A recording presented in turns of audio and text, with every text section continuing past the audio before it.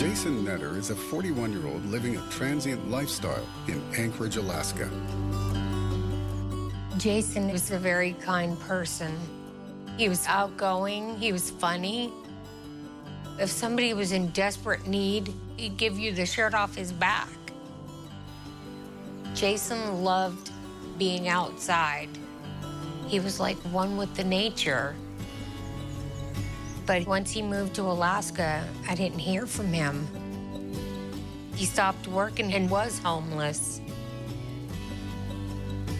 But my brother Robert contacted him and they talked. Robert told me Jason was really trying to get his stuff together. I was real happy to know that my brother was doing real good. Jason spends time with his friend, Brianna Foisey. Hi guys, this is gonna be my first video. I'm kind of scared, a little nervous, but I think I can do this. The first song I'm ever gonna put on my account, yay! I knew Brianna when I was working in a group home for young ladies. When I think about her, that always makes me smile. She was very bubbly. I always wanted to be friends with people. The last time I saw Brianna, she looked really good. She looked very happy. She loved singing. She had a beautiful voice. She loved writing music and poetry. So I'm gonna be singing If You Knew by Joel Favier. I think I said his name right, I don't know, but he's one of my favorites here on YouTube, so this one's a tribute to him, I guess. I could see a budding artist there. Kind of bittersweet thinking about that, but I'm glad that the last time I saw her, she was looking so well and so happy. 911, what's the location of your emergency? I am right on the Ship Creek Trail. There are two people lying down on the path, and I think they're dead. There's blood coming out of one of their heads. Okay, hold on. Okay. Oh, the guy is definitely dead. And a girl has a bunch of blood streaming out of her.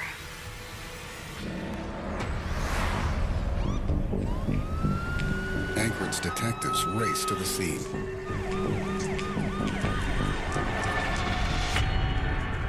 Ship Creek area is an industrial area in the east part of town.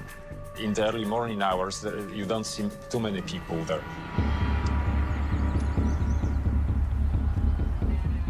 When we got there, there's two people, both of them on the trail, and one was a male and one was a female. Do we know who the victims are? Both victims had their IDs on them. Our female victim was Brianna Foisey, and she was age 20. The male victim was Jason Netter, age 41. As I took a look at those folks, I could see, okay, they're still warm. It's not been long since this had all happened. Patrol should sweep the area. Both had been shot through their torsos, then both were given headshots. Probably exactly where the gun was aimed. It starts to put a marksmanship kind of a expertise on the shooter. Was the motive to take something from these individuals, money, jewelry, phones, something of value. So we were just trying to determine whether or not they were missing anything. It seemed like a random act of violence that just struck these two individuals.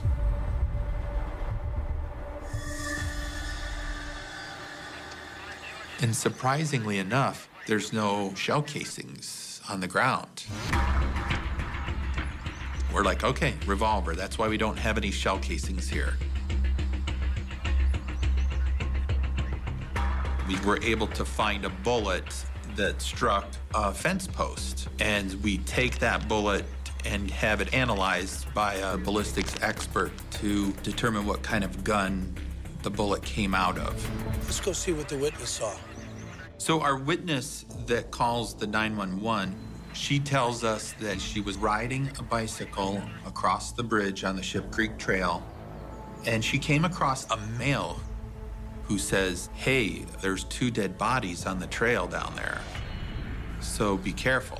But then she goes down the Ship Creek Trail. She came upon 2 dead people on the trail. She immediately called 911. Why didn't he call 911? Why did he ask somebody else? We didn't know for sure what his role could be, so we couldn't immediately eliminate him. Can you describe what he looked like? Unfortunately, she did not take a good look at that individual. It's a setback, so detectives widen their search for clues.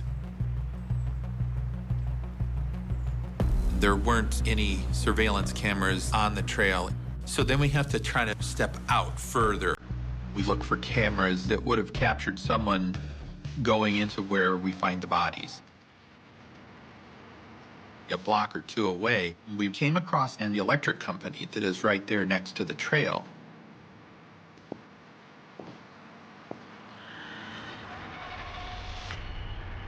On the corner of their building was a camera that faced in the right direction. It was just too far away to capture the killings. But we were hoping that our individual that talked to our 911 caller would come past that camera, and then we would be able to figure out who he is. Let's queue up just before 7.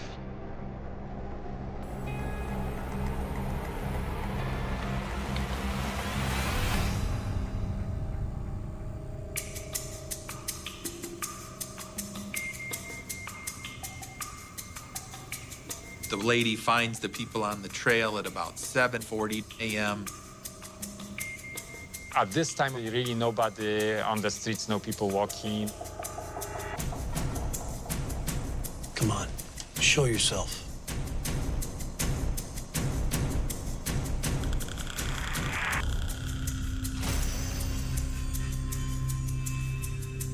Stop. Play it again.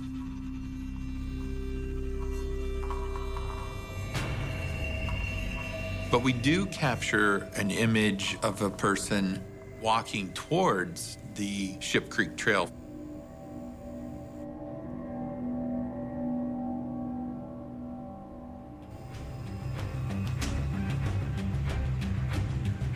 Unfortunately, the video was from quite a distance away. It was grainy, but we could see that it was most likely a male. We see him walking away from the frame towards the trail. At about the same time, that would have taken him past our victims and also to our 911 caller. And I'm just like, this is our guy.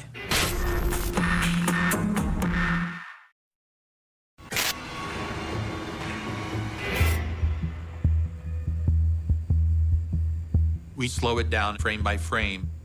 We need to see what the individual looks like. It was frustrating that you couldn't see the face. Detectives look closer for anything that could reveal this man's identity. He's a tall individual.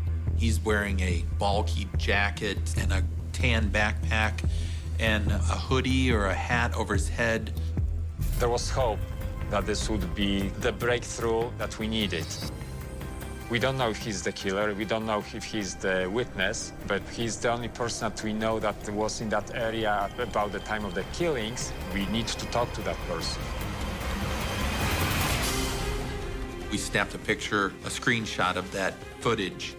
We gave it to our patrol officers that worked in those areas of town, contacted business owners. We also went to the media.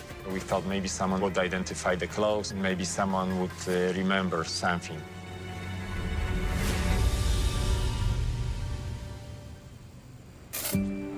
The next step is to notify the families. And we also need to learn from the families, what type of people victims were. Detective McKinnon tracks down Jason's family.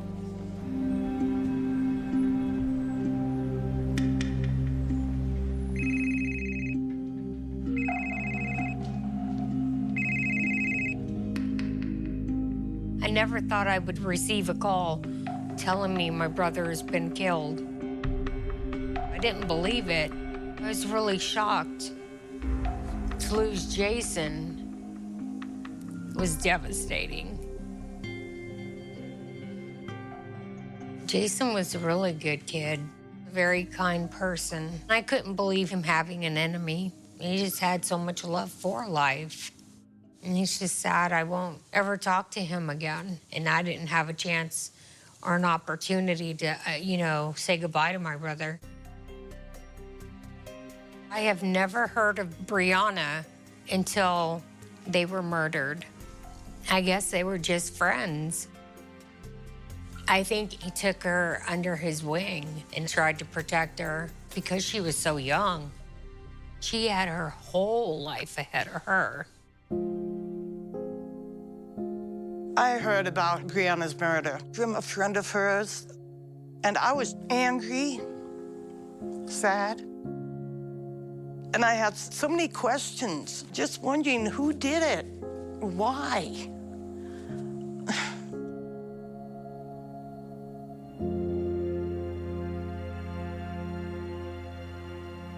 When we speak to family members, sometimes they may have learned of things that are going on in the victim's life at the time to help us gather leads.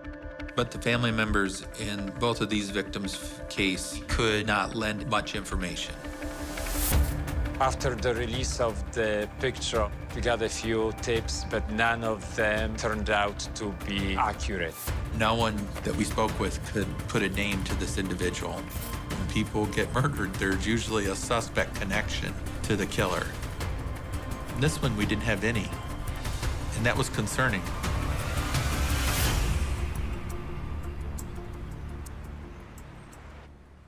The detective's last hope is that ballistics come through with a forensic lead. The bullets recovered came from a Colt Python 357.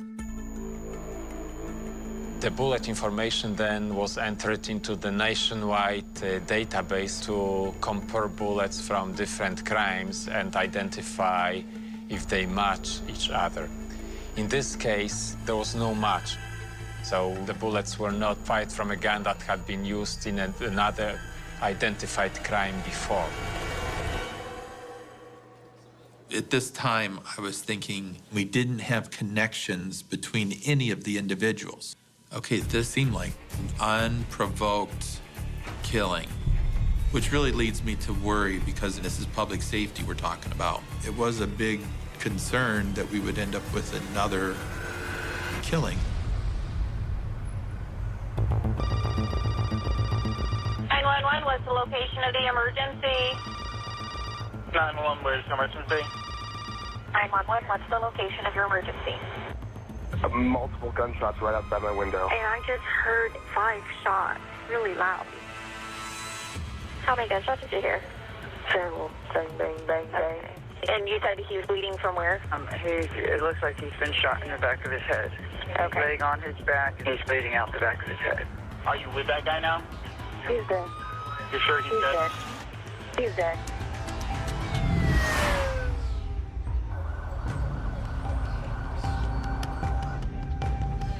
When I arrived at the scene on Boland Street, a young male was laying on the road right in front of a driveway, a pool of blood surrounding him. We learned his name to be Trayvon Kendall Thompson. He was 21. There was a shot in the torso and then shot in the head. There were no shell casings on the ground. And the accuracy at which this individual was struck, it was surprising because it was like, well, isn't that interesting? What a similarity. This was developing into a pattern of what happened on the bike trail over at Ship Creek. It's this individual walking around, just hunting people. We need to get witness statements as soon as possible. So the canvas starts almost immediately to knock on doors and to get people up to see if they heard or saw anything.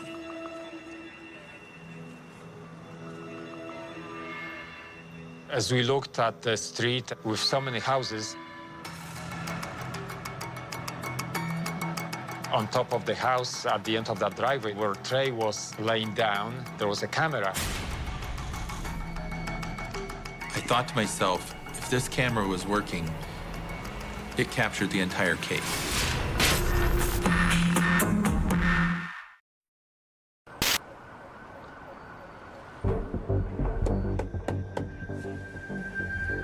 No one's answering the door, and so we had to figure out who lived there. We needed a search warrant to obtain a surveillance video. And that was concerning because the time was running out to capture this individual.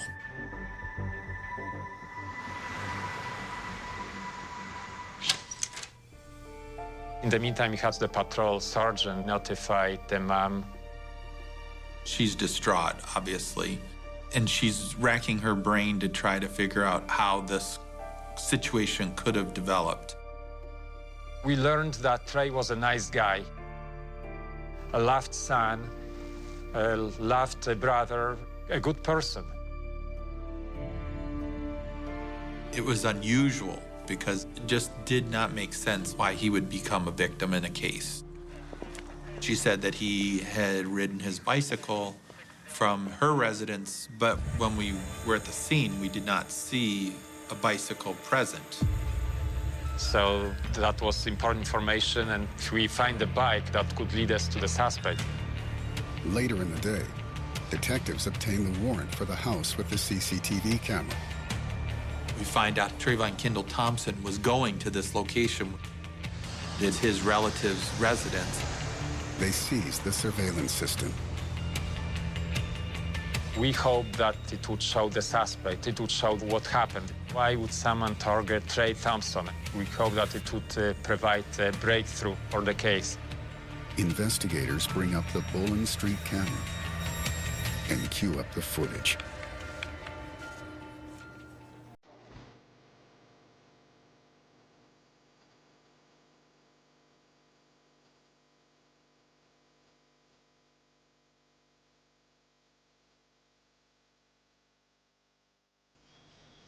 Who is this?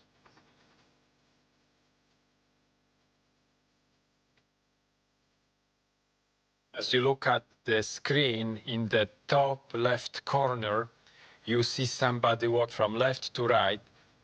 Play it again.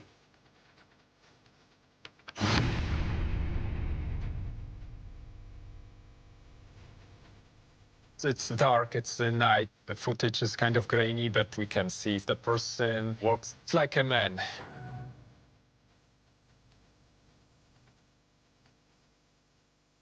He walks a straight line on the other side of the street.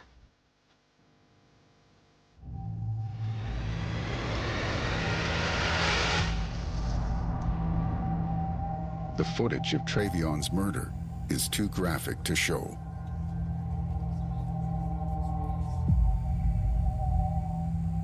Watching the surveillance was shocking. It was very chilling. This is the ending of someone's life right before us.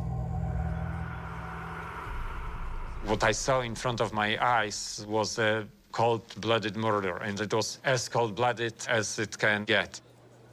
There couldn't be anything worse. He's walking along with his hands in his pockets, and out comes the gun from his right front pocket of his jacket.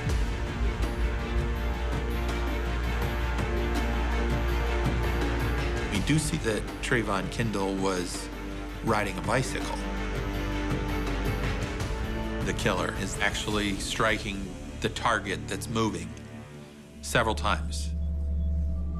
It's like a moment in time that I can't forget. In fact, it was very difficult to watch. Keep playing.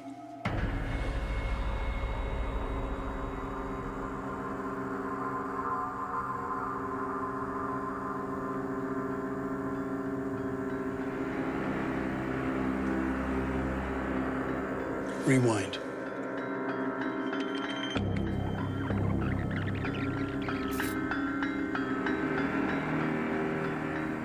We could see that. He puts the gun back into his pocket. And then he gets the bicycle, pulls it out from under him.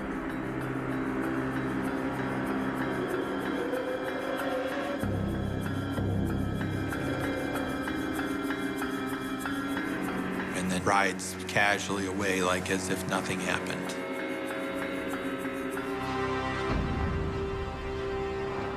I felt like chills going down my spine. He was painting the same picture of Jason Netter and Brianna Foisey walking on the trail and then out of nowhere being shot by the suspect. But this has a very awful twist. We find out Trayvon Kendall Thompson had actually fixed the surveillance system at his relative's residence. And to think that Trayvon Kendall had fixed that particular system to capture his own homicide was just phenomenal. Watching the surveillance again, you can see that there's lots of muzzle flash. This is a big deal. There's always a muzzle flash when a Colt Python goes off. I've heard the saying, a picture's worth 1,000 words. This was like 10,000 words because this is our guy. Detectives zoom in to try and identify the suspect. Stop it there.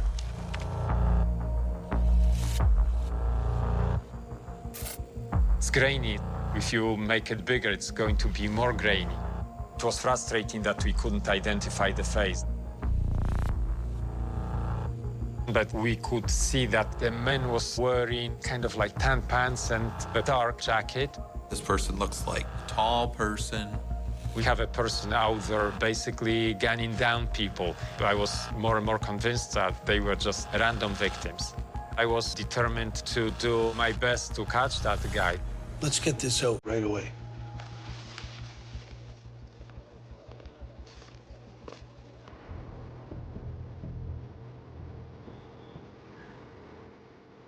We found these teenage girls that had actually walked past the suspect.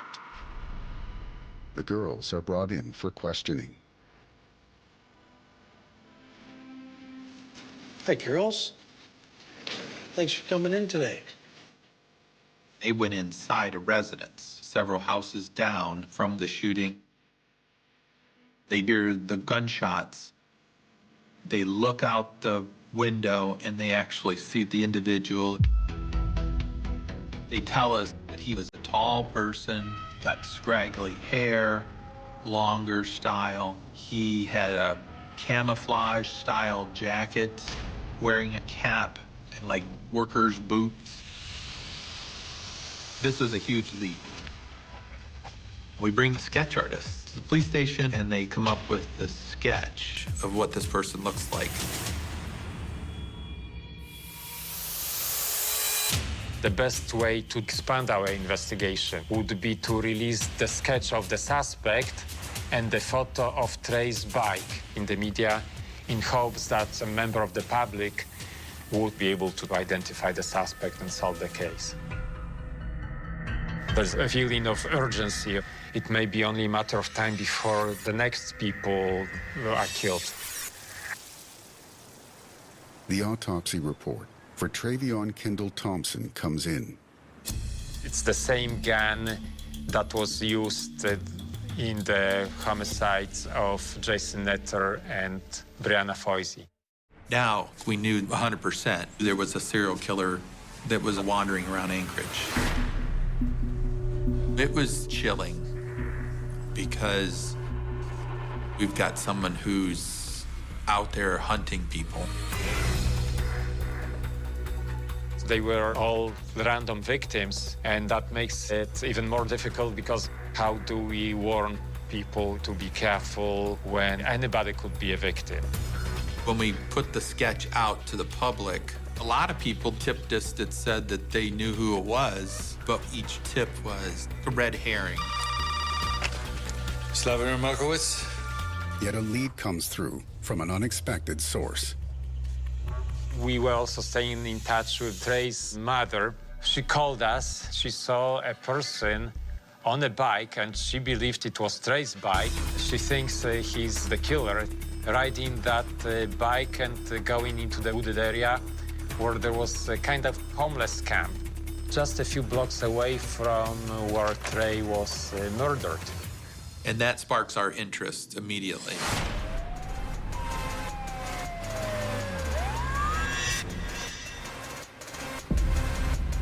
When we were at the scene, we saw a bicycle present. We seized the bicycle. We find a tree stump just a few yards away from the tent. And in that tree stump, the officers find a revolver. And I'm just like, this is it.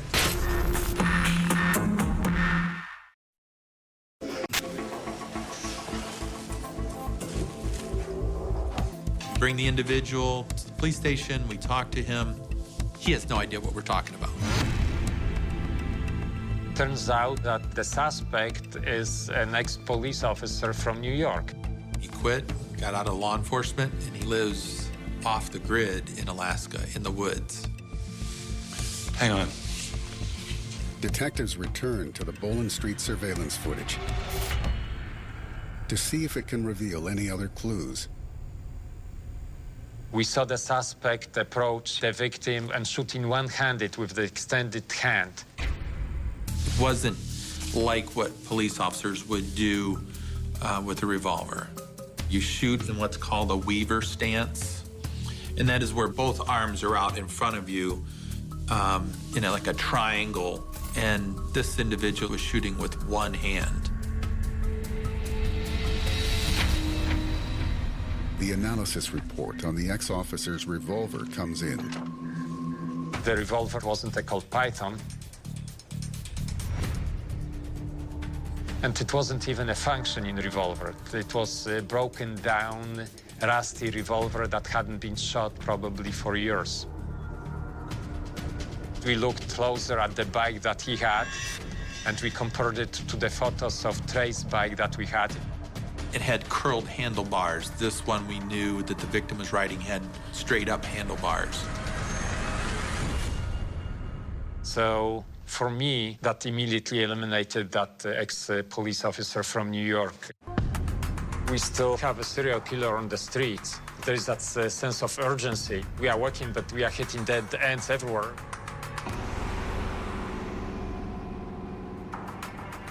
More than 4 weeks after the first shooting, police still don't have a credible suspect. I was praying every day that this case would be solved. I wanted some kind of justice for Jason. The next phone call I wanted was, we found the person that did this. Police were keeping up with my family, but not knowing what was going on was extremely, extremely sad. I was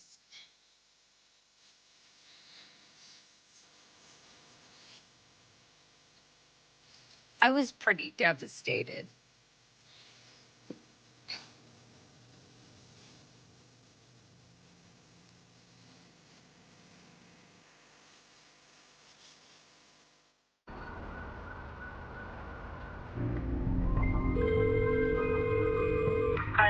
What is the location of the emergency? Hello, ma'am. I'm down in the park in Valley of the Moon, and I found this man here. He's lying on the ground. He has blood. I haven't checked his pulse. You have no idea what happened to him? No, I walked across him. I don't think he's breathing. He's not moving at all. On the morning of August 28th, I'm getting a phone call from a patrol sergeant about a double homicide in the Valley of the Moon Park in Anchorage.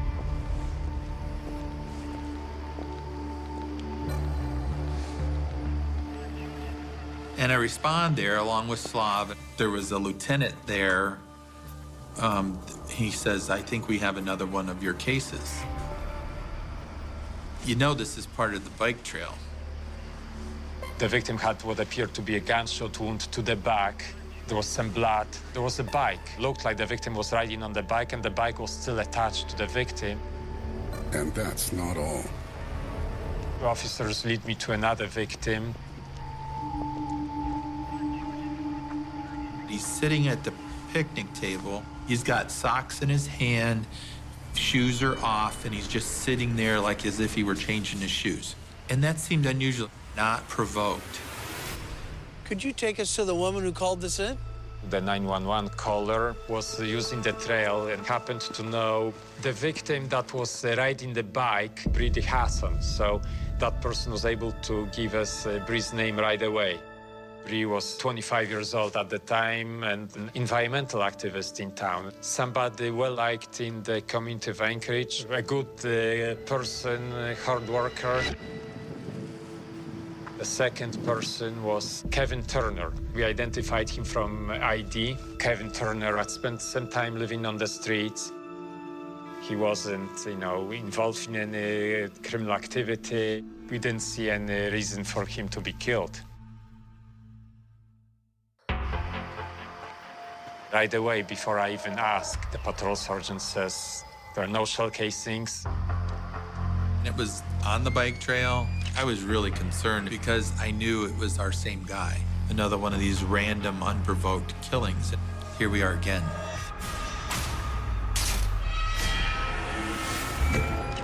And there's more bad news.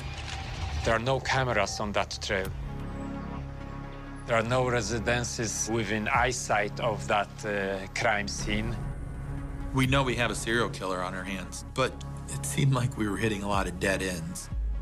We can't get ahead of it.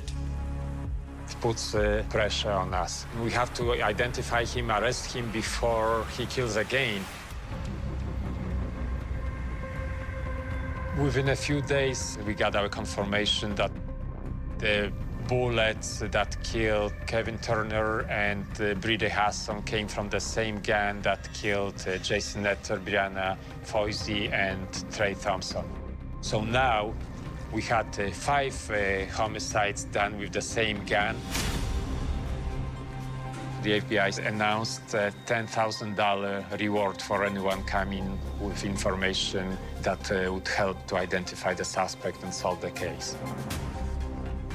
We received close to 180 tips, but nothing really solid.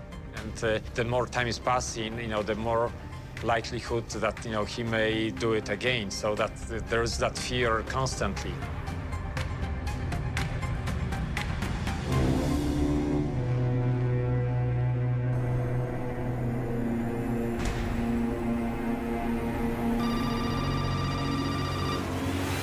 Then on November 12th, shortly after 4:34 a.m., I got a call from a police sergeant, and the sergeant basically said, we had an officer involved shooting. He's been transported to the hospital. The officer is seriously hurt, but he's alive.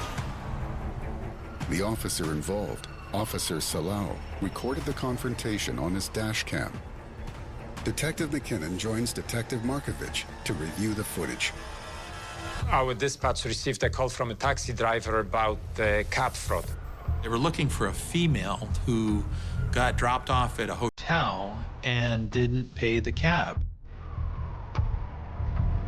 Officer Salau is in the area looking for this female.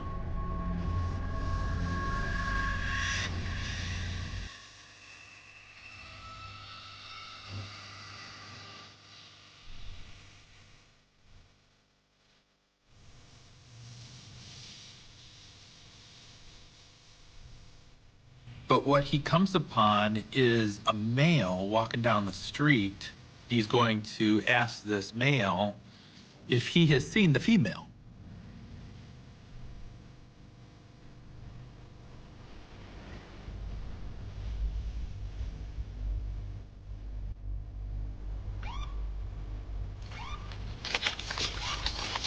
Sir, Anchorage Police, can I get you to stop? And this person continued to walk on the sidewalk. Hello, there. You want to stop? And then I look. Oh my gosh, look how tall this person is. We see the cap. We see the camouflage jacket. We see the boots that he was wearing. Very similar clothing that we capture on the Boland Street and Ship Creek case. This is the Anchorage Police. You need to stop. This is the Anchorage Police. You need to stop. Sir.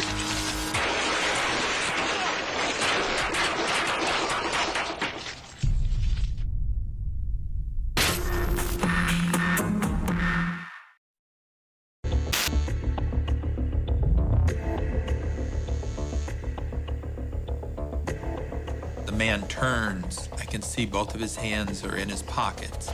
Sir.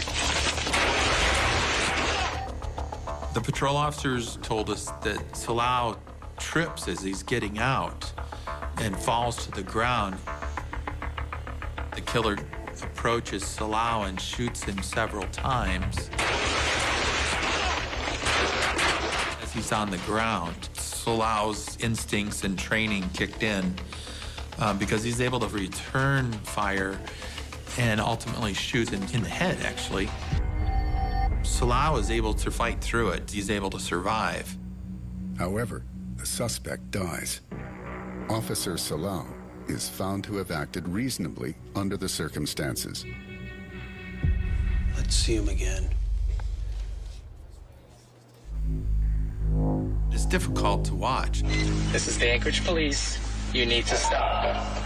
It is chilling the way that the whole thing took place and how quick it happened within just a few seconds.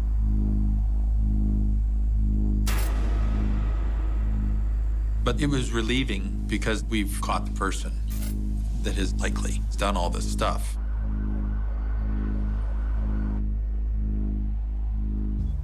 The police await ballistics for proof this suspect is their killer. Thank you.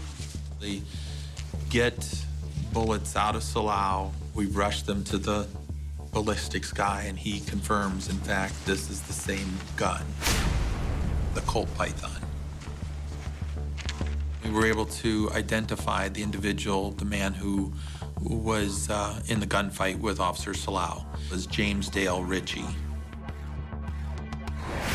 He bears a startling resemblance to the girl's description of him and the drawing the sketch artist made. Now we have to link this person actually to the case.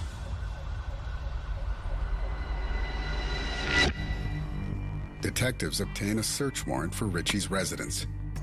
We were able to recover 18 shell casings from the Colt Python that were in a closet neatly stored.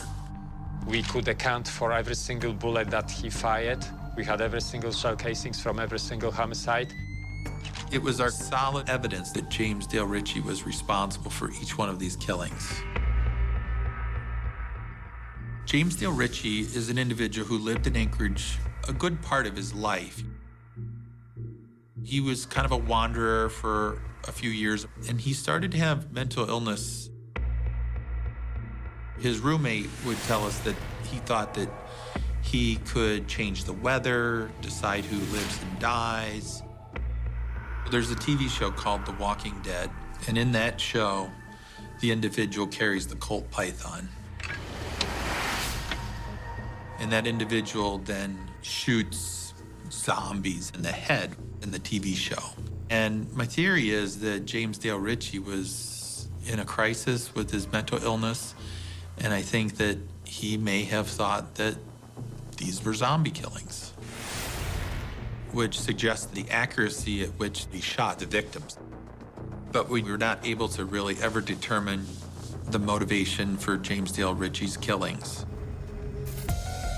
Detectives can't know for sure that the man caught on camera at Ship Creek was James Dale Ritchie, but it set them on the right track. The video that we captured was crucial in helping us solve this case. The video camera is our unbiased witness, which is really what we enjoy as investigators, because it tells an unbiased story. But in this particular situation, it was critical.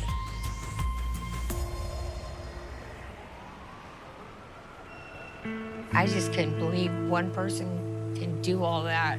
Not only take 5 people's lives, but I'm shooting a police officer 4 times. I didn't want him dead. I wanted him to pay for what he's done to all 5 victims. I would have loved to stand up to him in court. I would say to him that he stole my brother's life from us and Brianna's life and, the other victims. He took their lives for nothing. Hi guys, this is gonna be my first video. I'm kind of scared, a little nervous, but I think I can do this. The first song I'm ever gonna put on my account. Yay! Brianna, when I think about her, I shed a few tears. The last time I spoke to Brianna, she was very positive about the future. She was very upbeat. She just was shining, excited about life. That she was so bubbly and so happy and creative, and she was magic. Brianna was magic. Love you guys. Bye.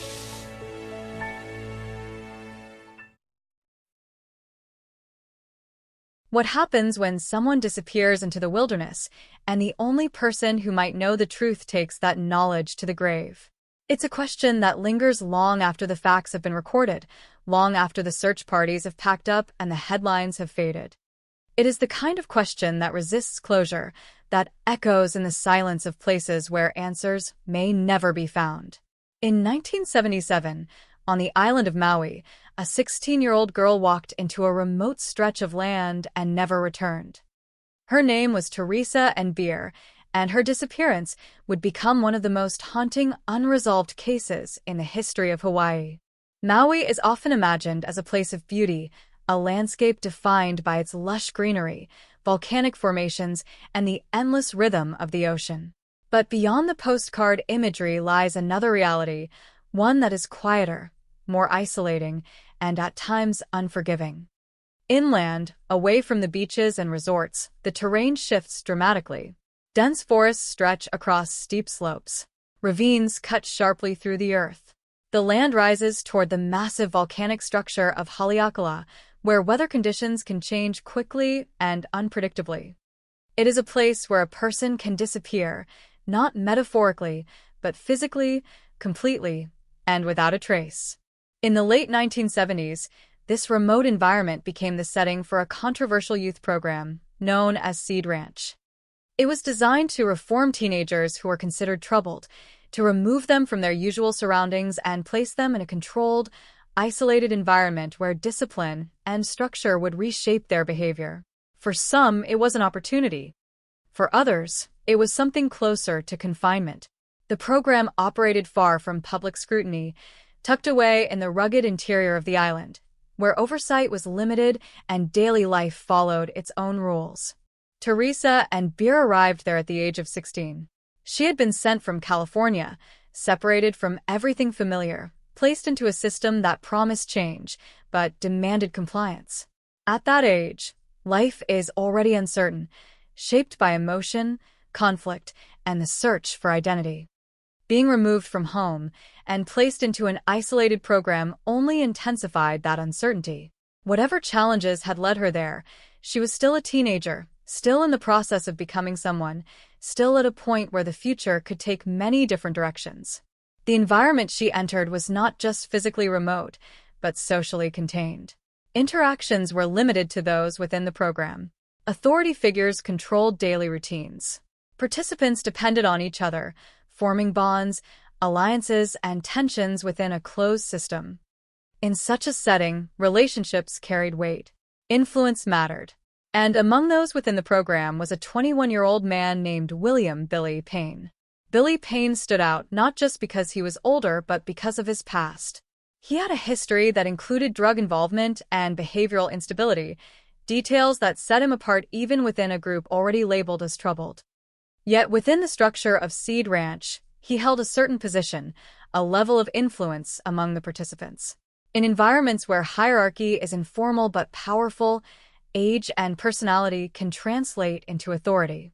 That dynamic, subtle but significant, would later become impossible to ignore. On March 1, 1977, Teresa and Billy left the main area of the program together. They had been assigned to complete a task outdoors, something routine within the context of the program's operations. There was nothing, at least on the surface, that suggested this day would be different from any other. The two of them walked away from the group and into the surrounding landscape, moving deeper into terrain that was both beautiful and dangerous. What happened next exists only in fragments, shaped by the words of one person, words that would later shift and change. According to Billy Payne's initial account, the two had an argument. The details of that argument were never fully established, but the conclusion he offered was simple. Teresa ran off into the forest. She disappeared from his sight, and he was unable to find her again. It was a story that placed the moment of separation on her decision, her movement, her action. But even in that first version, there were questions. The terrain was not forgiving. It was not a place where someone could simply run off without consequence. The idea that a 16-year-old girl could vanish into that environment and leave no trace immediately raised concerns. And as time passed, those concerns grew stronger, especially as Billy's account began to change. He offered different explanations, adjusting the narrative in subtle but important ways. At one point, he suggested that Teresa had become lost. At another, he altered the timeline, shifting when and where events had taken place. Each variation introduced new inconsistencies, and each inconsistency deepened suspicion. In investigations, consistency matters. Memory can be imperfect, but repeated changes to key details often signal something more than confusion. When Teresa did not return, the absence was noticed. Concern turned into urgency. The program staff realized that something was wrong, and authorities were notified. What followed was a large-scale search effort, one that mobilized significant resources across the island. Teams of searchers combed through the terrain. Dogs were brought in to track scent. Helicopters surveyed the area from above, scanning for any sign of movement, any disturbance in the landscape that might indicate where she had gone. The search was extensive, but it was also constrained by the environment. Dense vegetation limited visibility. Steep slopes made access difficult. Ravines created natural barriers, hiding anything that might lie within them. It was the kind of terrain that could conceal evidence indefinitely, that could absorb a person without leaving obvious traces. And as the days passed, the search yielded nothing. No clothing. No personal belongings. No physical evidence that could point investigators in any direction. The absence of evidence became its own form of presence, a silence that filled the space where answers should have been.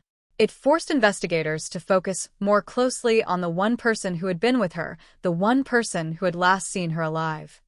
Billy Payne became the center of attention, not because there was direct evidence against him, but because there was no one else.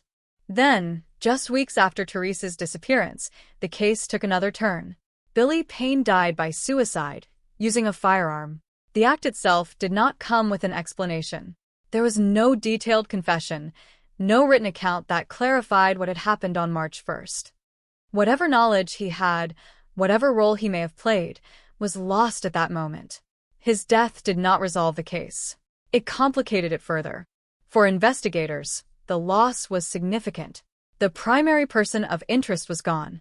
The opportunity to question him, to confront inconsistencies, to test his statements against evidence, disappeared. Without a body, without physical proof, and without a living suspect, the case stalled. It moved from active investigation into the category of unresolved, a status that carries its own weight. For those who look back on the case now, decades later, the questions remain the same. What happened in that remote stretch of land on Maui? Did Teresa run, as Billy initially claimed, or was something else already unfolding before that moment? Why did his story change? And what led him, weeks later, to end his own life? These questions are not just about facts. They are about understanding, about trying to reconstruct a sequence of events that exists only in fragments. They are about a young girl whose life ended, or at least disappeared from view, in a place where the landscape itself resists explanation. And they are about the unsettling reality that sometimes, even when a story has a beginning, it may never have a clear ending. In the years since, the case has remained open in a technical sense, but closed in practice. There have been no breakthroughs, no discoveries that shift the narrative. The forests of Maui remain as they were, dense and quiet, holding whatever they hold. And somewhere within that silence lies the truth, inaccessible, unresolved, and enduring. To understand how such a disappearance could happen and why it remains unsolved, we have to look more closely at the people involved and the environment they inhabited.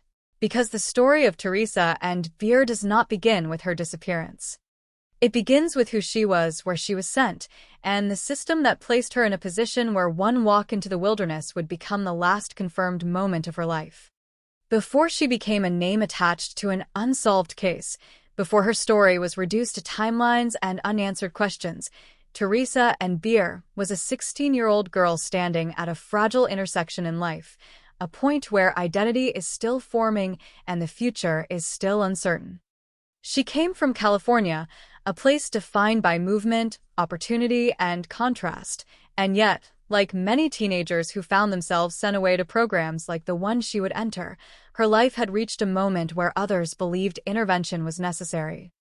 The decision to send a teenager away is never simple. It carries with it an assumption that distance can solve problems, that isolation can reshape behavior, that structure imposed from the outside can correct something unfolding within. For Teresa, that decision meant leaving behind everything familiar and being transported across the Pacific to the island of Maui. Maui, in popular imagination, is a place of escape, defined by its beaches and its natural beauty, but the version of Maui that Teresa encountered was far removed from that image. The program she was sent to, known as Seed Ranch, operated in a remote mountainous region, far from the parts of the island most people ever see. The environment was not designed for comfort. It was designed for separation. The idea behind such programs was rooted in a belief that removing teenagers from their usual surroundings would strip away the influences that contributed to their behavior. In theory, it created a controlled environment where new habits could be formed. In practice, it often meant placing young people into isolated conditions where oversight was limited and power dynamics could develop in ways that were difficult to monitor. Seed Ranch was described as a behavioral reform program, but it was also controversial. Reports suggested that its methods were strict, sometimes rigid to the point of being coercive. Daily life was structured around rules and expectations that participants were required to follow. There was little room for negotiation, little space for individuality. For a teenager like Teresa, this would have been a dramatic shift. At 16, autonomy is something that begins to feel essential, yet here she was, in a place where control was external, where decisions were made for her, where even movement could be restricted or assigned. The physical setting amplified this sense of confinement. The land surrounding the program was not just remote, it was formidable. Dense forests covered much of the terrain, with vegetation thick enough to obscure visibility within just a few steps. The ground itself was uneven, shaped by volcanic activity over time, rising and falling in unpredictable ways. Ravines cut deep into the landscape, creating natural barriers that were difficult to cross and even harder to search. Above it all loomed Haleakala, a massive volcanic formation that dominated the region, its presence a constant reminder of the forces that had shaped the island. The proximity to such a landscape meant that weather conditions could shift rapidly, that temperatures could vary, that fog and rain could appear without warning. It was a place that demanded awareness and respect, a place where a wrong turn could have serious consequences. Within this environment, the social structure of Seed Ranch took on heightened importance. Participants were not just living together, they were relying on each other in a setting where external support was limited. Relationships formed quickly, influenced by proximity and necessity. Some individuals emerged as more influential than others, not through official designation, but through personality, experience, or age. In such a system, informal hierarchies could develop, shaping interactions in ways that were not always visible to those in charge. One of the individuals who stood out within the structure was William "Billy" Payne. At 21, he was older than many of the other participants, and that difference alone carried weight. Age often translates into authority in peer groups, especially in environments where formal oversight is limited. Billy's background added another layer. He had a history that included involvement with drugs and behavior that had been described as unstable. These details suggested a level of volatility and unpredictability that could influence how others perceived him and how he interacted within the group. Despite this, or perhaps because of it, he held a certain level of influence among the participants. In closed environments, individuals who project confidence or assertiveness can quickly become central figures, even if that authority is not officially recognized. For younger participants like Teresa, this dynamic could create an imbalance. She was 16, navigating a new and challenging environment, while Billy was older, more experienced in certain ways, and positioned within the group in a way that gave him a voice others might follow or defer to. Understanding this dynamic is important, not because it provides direct answers, but because it frames the context in which events unfolded. Teresa was not simply a girl walking through a forest. She was a teenager placed into a structured program, interacting within a social system that had its own rules and pressures. The relationships within that system, the roles individuals played, all contributed to the environment in which her disappearance would later occur. Daily life at Seed Ranch revolved around tasks and routines. Participants were expected to contribute, to engage in activities that reinforced the program's goals. These tasks often took place outdoors, utilizing the surrounding land as both a resource and a tool for discipline.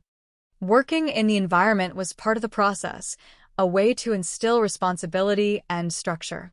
But it also meant that participants frequently moved through terrain that was inherently dangerous, sometimes in small groups, sometimes paired with others. It was within this routine that Teresa and Billy would eventually be assigned to work together. On the surface, such an assignment might not have seemed unusual. Pairing participants for tasks was likely a common practice, a way to manage workloads and encourage cooperation. But in hindsight, this pairing would take on a significance that could not have been anticipated at the time. The isolation of the program meant that supervision was not always direct. Staff could not monitor every interaction, every movement, especially when tasks took participants into the surrounding wilderness. This created gaps, moments where individuals were effectively alone, responsible for themselves and each other. In a setting like this, trust becomes a critical factor. Participants are expected to follow rules, to act within the boundaries set by the program, but enforcement of those rules depends on both oversight and personal accountability. For Teresa, navigating this environment would have required adjustment. She was far from home, surrounded by people she had only recently met, operating within a system that demanded compliance. The emotional impact of such a transition can be significant. Feelings of isolation, confusion, or resistance are not uncommon. At the same time, there is often a pressure to adapt, to conform, to meet expectations in order to avoid consequences. These internal and external pressures shape behavior, influence decisions, and create a complex psychological landscape. The program itself, while intended to reform, has been criticized for its methods. The strictness, the isolation, the potential for coercion, all raise concerns about how participants were treated and how effectively their well-being was protected. In environments where control is emphasized, there is always a risk that individual needs are overlooked, that vulnerabilities are not adequately addressed. For teenagers who are still developing emotionally and cognitively, this risk is particularly significant. As the days passed, Teresa became part of this system, one among many participants navigating the same environment. There is no detailed record of her daily thoughts or experiences, no transcript of how she felt or how she adapted. What remains is the broader context, the understanding of where she was and what that place represented. It was a setting defined by isolation, by structure, by a blend of intention and controversy. It was a place where young people were sent in the hope of change, but also a place where oversight was limited and conditions were challenging. Within this framework, the stage was set for the events that would follow. The combination of a remote and dangerous environment, a structured but controversial program, and the interactions between individuals within that program created a situation where something could go wrong, where a single moment could have lasting consequences. Teresa's presence at Seed Ranch was not just a detail, it was a defining factor in the story that would unfold. To understand her disappearance, it is necessary to hold all of this in mind, to see not just the moment she vanished, but the context that surrounded it. She was a teenager far from home, placed into a system that operated on its own terms, in a location that was as beautiful as it was unforgiving. The people around her, the environment she moved through, the structure she lived within, all contributed to the circumstances that would lead to March 1st, 1977. And as that day approached, nothing outwardly suggested that it would become the point at which her story would shift from a life in progress to a mystery that remains unsolved. March 1st, 1977, did not begin with any visible sign that it would become a dividing line, the last day in which Teresa and beer would be seen alive. Like the days before it, it unfolded within the structure routine of the Seed Ranch program, where tasks were assigned and participants were expected to follow instructions without hesitation. The environment demanded consistency, repetition, and compliance, and the individuals within it moved through their roles with a sense of predictability that, at least on the surface, suggested stability. There was no indication that this day would carry consequences that would extend far beyond its hours. At some point during that day, Teresa was paired with William Billy Payne for an outdoor assignment. The specific nature of the task was not recorded in detail, but it was consistent with the program's use of the surrounding land as part of its daily operations. Tasks often required movement through the terrain, navigating paths that were not always clearly defined, entering areas where visibility was limited and the landscape itself presented challenges. Being assigned to such a task meant leaving the immediate vicinity of the group, stepping into a space where oversight was reduced and the environment became the dominant factor. The two of them set out together, moving away from the central area of the program and into the surrounding wilderness. The terrain they entered was part of the same landscape that defined much of inland Maui, a region shaped by volcanic activity and covered in dense vegetation. The ground was uneven, rising and falling in ways that required constant attention. Trees and undergrowth formed a barrier that could obscure sight lines within a matter of steps. Ravines and steep drops were not always visible until one was close to them, hidden by the density of the environment. Above and around them, the presence of Haleakala loomed, a reminder of the forces that had shaped the land and continued to influence its conditions. As they moved through this terrain, there were no witnesses to their interactions, no external record of what was said or how the situation developed. The only account that would later emerge came from Billy Payne himself, and even that account would change over time. According to his initial statement, an argument occurred between the two of them. The cause of that argument was not clearly defined, and the details were not consistently described. What remained constant in his early version was the conclusion he offered, that Teresa, in the midst of this argument, ran off into the forest, leaving him behind. This moment, as described by Billy, became the focal point of the narrative, the instant at which Teresa's path diverged from everything that came before. If his account were accurate, it suggested a sudden decision on her part, an emotional reaction that led her to move away from the relative safety of being accompanied. But even within that explanation, there were questions. The terrain was not a place where movement could be taken lightly. Running into such an environment carried immediate risks. Visibility was limited, the ground unstable, and the potential for disorientation was high. It was not a setting that allowed for easy navigation, especially for someone who might have been acting impulsively. After this point, Teresa was never seen again. There was no confirmed sighting, no independent verification of her movement, no physical trace that could establish where she went or what happened to her. The absence of evidence began at that moment and persisted, creating a gap that would never be filled with certainty.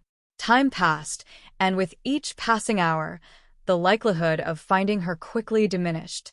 Billy's actions following the reported separation became part of the timeline that investigators would later examine closely. He returned without Teresa, bringing with him the account that she had run off.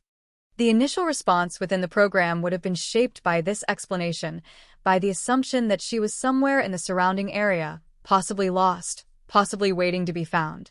But as time continued and she did not reappear, concern grew. The environment itself dictated urgency.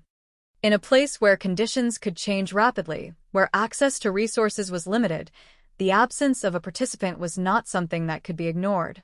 As questions were asked, Billy's account began to shift.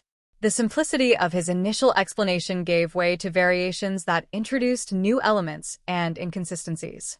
At one point, he suggested that Teresa had not simply run away, but had become lost.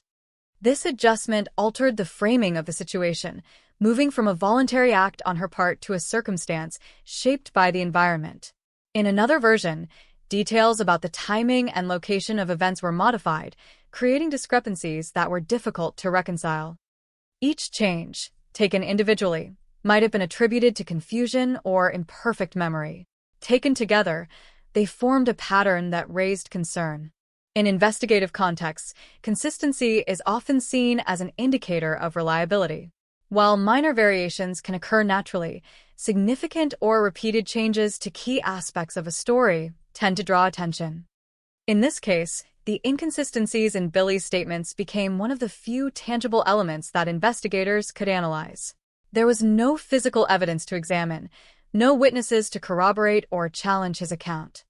The narrative he provided and the ways in which it evolved became central to understanding what might have happened.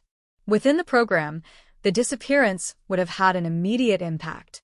Participants and staff alike were confronted with the reality that someone was missing in an environment that did not easily yield answers. The sense of isolation that defined daily life at Seed Ranch would have intensified, shifting from a controlled aspect of the program to a source of vulnerability. The knowledge that the surrounding land could conceal a person so completely would have altered perceptions, introducing a level of unease that had not been present before. The passage of time, without resolution, transformed the situation from an incident into a crisis.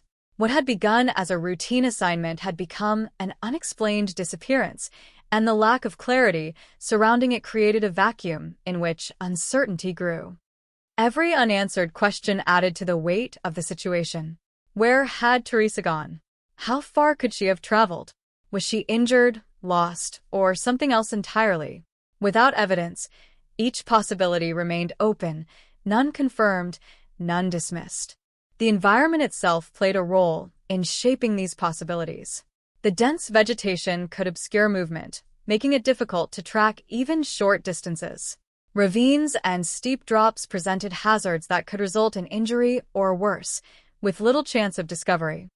The variability of the terrain meant that a person could move in ways that were not easily predicted, leaving search efforts to cover vast areas with no clear direction.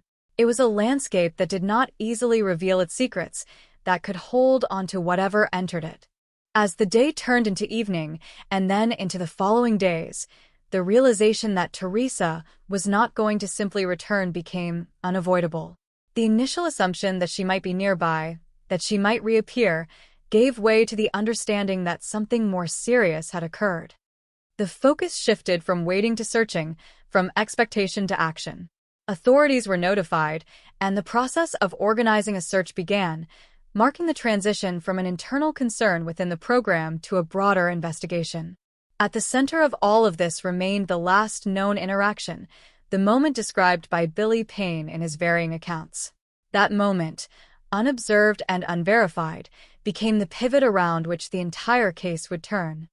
It was the point at which Teresa's presence in the world as it was known ended, replaced by absence, by uncertainty, by a set of possibilities that could not be resolved. The lack of clarity surrounding that moment ensured that it would remain a source of focus, of analysis, and of speculation.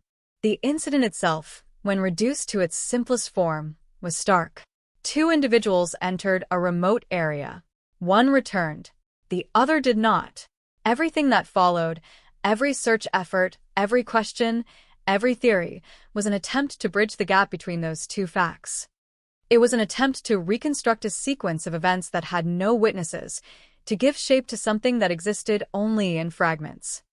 And as the investigation began to take form, it would become clear that the absence of evidence, combined with the loss of the only direct account, would make that reconstruction one of the most challenging aspects of the case. In the end, the events of March 1, 1977, remain defined not by what is known, but by what is not. The path that Teresa took into the wilderness, the interactions that occurred along the way, the point at which she was last seen, all of it exists within a space that cannot be fully accessed. The incident is not a complete story, but a beginning, the moment at which a life disappeared from view and a mystery began that has yet to be resolved. The shift from uncertainty to investigation began almost immediately after it became clear that Teresa and Veer was not going to return on her own. In an environment as unforgiving as the remote interior of Maui, time was not a neutral factor. Each hour that passed without contact increased the risk, narrowing the possibilities from inconvenience to danger. What might have initially been interpreted as a temporary separation quickly took on the weight of a potential emergency, and with that shift came the need for a coordinated response. Authorities were notified, and the search operation began to take shape. It was not a small effort. The terrain demanded scale, and the uncertainty surrounding Teresa's last known location required a broad approach. Hundreds of individuals became involved, forming search teams that moved through the landscape in coordinated patterns, attempting to cover as much ground as possible. The effort extended beyond those on foot. Dogs trained to track human scent were brought in, their role critical in environments where visual cues were limited. Helicopters were deployed, providing an aerial perspective that ground teams could not achieve, scanning the terrain from above in search of any sign that might indicate movement, disturbance, or presence. Despite these resources, the search was constrained by the very nature of the environment. The dense vegetation that covered much of the region created a barrier that limited visibility to just a few feet in some areas. From the air, the forest canopy formed an almost continuous surface, obscuring anything beneath it. On the ground, the uneven terrain slowed movement, forcing searchers to navigate carefully, step by step, through areas that could conceal hazards as well as clues. Ravines cut deeply into the land, their sides steep and difficult to traverse, their depths hidden from easy view. The proximity to Haleakala added another layer of complexity, with volcanic formations shaping the landscape in ways that created both obstacles and potential hiding places. Search teams worked systematically, dividing the area into sections and moving through each one with as much thoroughness as conditions allowed. The process required coordination, communication, and persistence. It also required patience, as progress was slow and often yielded no results. Each area cleared without finding Teresa reduced the number of possibilities, but it also deepened the mystery. In cases where a person is lost or injured, some form of evidence is typically found: a piece of clothing, a personal item, a sign of movement. In this case, there was nothing. No belongings were recovered. No physical trace could be linked to her presence after the moment she was last seen. The absence of evidence began to shape the direction of the investigation. With no physical clues to follow, attention turned more intensely toward the human element, specifically toward the account provided by William "Billy" Payne. As the only person known to have been with Teresa at the time of her disappearance, his statements carried significant weight. At the same time, the inconsistencies within those statements raised concerns that could not be ignored. Investigators began to examine his account in detail, looking not just at what he said, but at how his narrative evolved over time. Initially, he described an argument that led to Teresa running into the forest. This explanation suggested a sudden, voluntary action on her part, a decision driven by emotion. However, as questioning continued, his description of events began to change. The argument remained a central element, but the outcome shifted. In some versions, Teresa was not simply running away, but becoming lost, a subtle but important distinction that reframed the situation. The timeline of events also became less consistent, with variations in when certain actions occurred and how long different intervals lasted. Each inconsistency required interpretation. In some cases, variations in recollection can be attributed to stress, confusion, or the passage of time. In others, they can indicate an attempt to adjust a narrative in response to questioning. Determining which explanation applied in this case was not straightforward, particularly in the absence of corroborating evidence. Investigators had to rely on the internal coherence of his statements, comparing different versions to identify contradictions and assess their significance. Behavioral factors also came into consideration. Billy's background, which included prior involvement with drugs and indications of instability, provided context but not conclusions. It suggested a potential for unpredictability, but it did not establish guilt or innocence. His role within the Seed Ranch program, where he held a degree of informal influence, added another layer to the analysis. Power dynamics within closed environments can affect interactions in ways that are not always visible from the outside, and understanding those dynamics was part of the broader effort to reconstruct what might have occurred. As the search continued without results, the focus on Billy intensified. He was not charged with a crime, as there was no evidence that met the threshold required for legal action. However, he remained the central figure in the investigation, the one individual whose actions and statements were most closely examined. The lack of physical evidence made this focus both necessary and frustrating. Without tangible proof, the case could not move forward in a conventional way. It remained anchored in uncertainty, dependent on a narrative that was itself unstable. Weeks passed, and the situation reached a point where the initial urgency of the search gave way to a more sustained, but less hopeful, phase. The likelihood of finding Teresa alive diminished with time, and the investigation shifted from rescue to recovery, and from recovery to explanation. It was during this period that a new development occurred, one that would have a profound impact on the case. William "Billy" Payne died by suicide, using a firearm. The act took place weeks after Teresa's disappearance, at a time when he remained under scrutiny, but had not been formally charged. His death introduced a new dimension to the investigation, one that both suggested and obscured meaning. On one hand, it could be interpreted as an indication of guilt, an action taken by someone unable or unwilling to face the consequences of their involvement. On the other hand, it could be seen as the result of pressure, of being at the center of an unresolved case, of carrying the weight of suspicion without resolution. What made the situation more difficult was the absence of any clear explanation accompanying his death. There was no confession, no detailed account that clarified what had happened on the day Teresa disappeared. Whatever knowledge he possessed, whatever role he may have played, was not documented in a way that could be used to advance the investigation. His death effectively removed the primary source of information, closing off the possibility of further questioning, of confronting inconsistencies, of testing his statements against new evidence. For investigators, this represented a significant loss. In many cases, continued questioning of a person of interest can lead to new information, to admissions, or to contradictions that help clarify events. In this case, that process was abruptly ended. The investigation was left with the same set of inconsistencies, the same lack of physical evidence, and now, the absence of the individual who had been at the center of it all. The case began to transition into what is commonly referred to as a cold case, a classification that reflects not just the passage of time, but the absence of new leads. Without additional evidence or witnesses, there were few avenues left to pursue. The search efforts had covered the accessible terrain. The analysis of Billy's statements had reached its limits. The possibility of new information emerging diminished as time passed, and the case settled into a state of unresolved uncertainty. Despite this, the questions remained. The inconsistencies in Billy's account continued to stand out, suggesting that his initial explanation might not fully reflect what had occurred. The absence of physical evidence left open the possibility that Teresa's disappearance could have resulted from factors that left little trace, whether environmental or otherwise. The suicide of the primary person of interest added a layer of complexity that could not be easily interpreted, its meaning dependent on assumptions that could not be confirmed.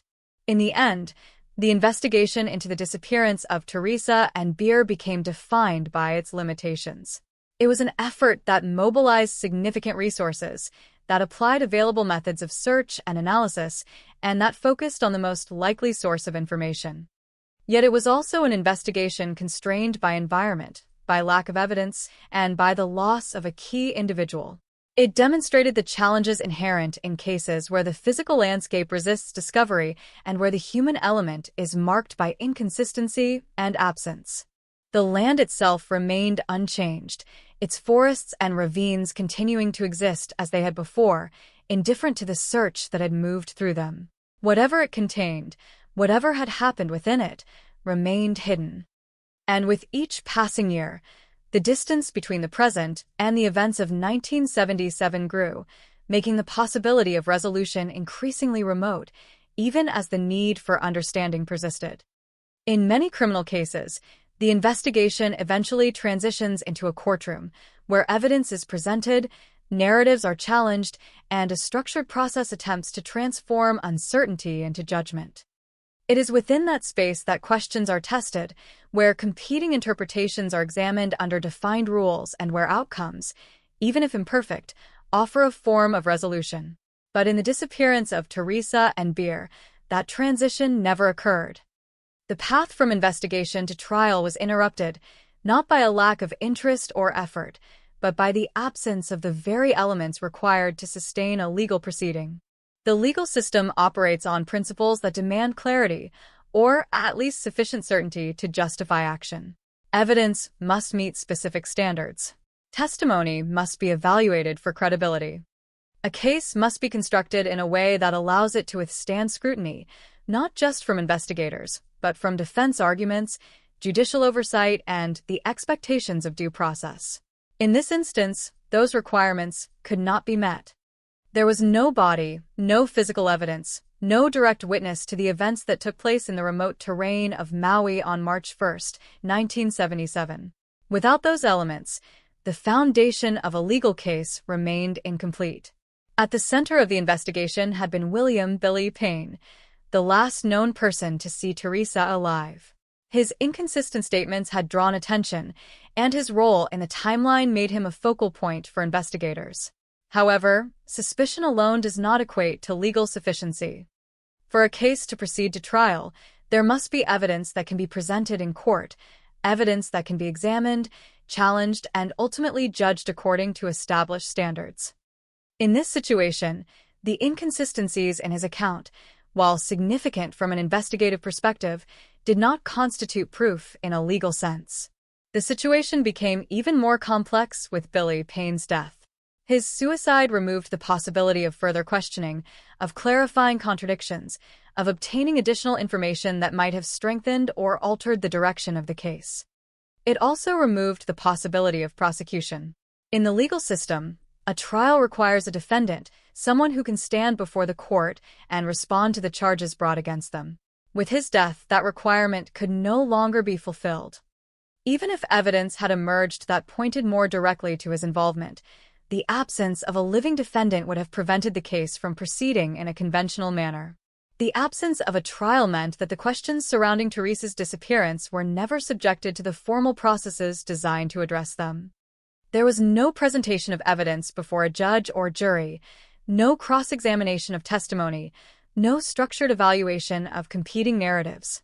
The case remained within the realm of investigation, never crossing into the domain of adjudication. This distinction is significant, as it highlights the difference between what can be suspected and what can be legally established. For those connected to the case, this lack of legal resolution carries its own consequences. In cases where a trial occurs, even if the outcome is contested or incomplete, there is at least a formal acknowledgement of the events, a recognition within the legal system that something has been examined and decided. In the absence of such a process, the situation remains open-ended. There is no official conclusion, no legal determination of responsibility, no verdict that provides a sense of closure. The case exists in a state of suspension, defined by what is unknown rather than what has been confirmed. The classification of the case as a cold case reflects this reality. It indicates that active investigation has slowed or ceased, not because the questions have been answered, but because the available avenues have been exhausted. New evidence could, in theory, reopen the case, but without such evidence, the status remains unchanged. The legal system, in this context, is not able to advance beyond the point reached during the initial investigation. The absence of a trial also limits the public record. Court proceedings generate detailed documentation, transcripts, exhibits, and rulings that become part of the historical account of a case. They provide a structured narrative, one that can be revisited and analyzed over time. Without this process, the record of Teresa's disappearance is less defined, composed primarily of investigative findings, statements, and the broader context in which the events occurred. This lack of formal documentation contributes to the enduring uncertainty surrounding the case. From a legal perspective, the situation underscores the importance of evidence in establishing accountability. The threshold for bringing a case to trial is intentionally high, designed to protect against wrongful conviction and to ensure that judgments are based on substantiated facts. In this case, that threshold could not be met. The absence of physical evidence, combined with the loss of the primary person of interest, created a gap that could not be bridged through available means. The legal system, bound by its principles, could not proceed without compromising those standards. At the same time, the lack of a trial does not diminish the significance of a case. It remains a matter of concern, a situation in which a young person disappeared under circumstances that were not explained. The absence of legal resolution does not equate to the absence of impact. The questions raised by the case continue to resonate, not just within the context of this specific incident, but in broader discussions about accountability, evidence, and the challenges of addressing cases that resist conventional processes. The interplay between investigation and law is central to understanding why this case remains unresolved. Investigators seek to uncover facts, to reconstruct events, to identify individuals who may be responsible. The legal system seeks to evaluate those findings within a framework that ensures fairness and accuracy. When the evidence is sufficient, these processes align, leading to prosecution and judgment. When the evidence is insufficient, the processes diverge, leaving the investigation without a legal conclusion. In the disappearance of Teresa and Beer, that divergence is clear. The investigation identified areas of concern, focused on specific individuals, and explored the available possibilities. The legal system, however, could not act on those findings in the absence of concrete evidence and a viable defendant. The result is a case that exists in a space between suspicion and proof, between inquiry and judgment. For those who examine the case today, this absence of legal resolution is one of its defining features. It shapes how the case is understood, how it is discussed, and how it is remembered. Without a trial, there is no definitive narrative imposed by the court, no official determination that resolves the competing possibilities. Instead, the case remains open to interpretation, constrained by the available facts but not concluded by them. This situation also highlights the limitations of the legal system when confronted with cases that lack evidence. It is not a failure of the system, but a reflection of its design. The requirement for proof is a safeguard, ensuring that actions taken within the legal framework are justified and supported. In cases like this, that requirement means that some questions remain unanswered, that some situations do not reach the point of resolution within the courts. Ultimately, the legal outcome of this case is defined by its absence. There was no trial, no verdict, no formal assignment of responsibility. The processes that might have provided answers were never initiated, not because they were unnecessary, but because the conditions required to support them were not present. The case remains as it was left at the end of the investigation, unresolved, suspended, and marked by the questions that continue to surround it.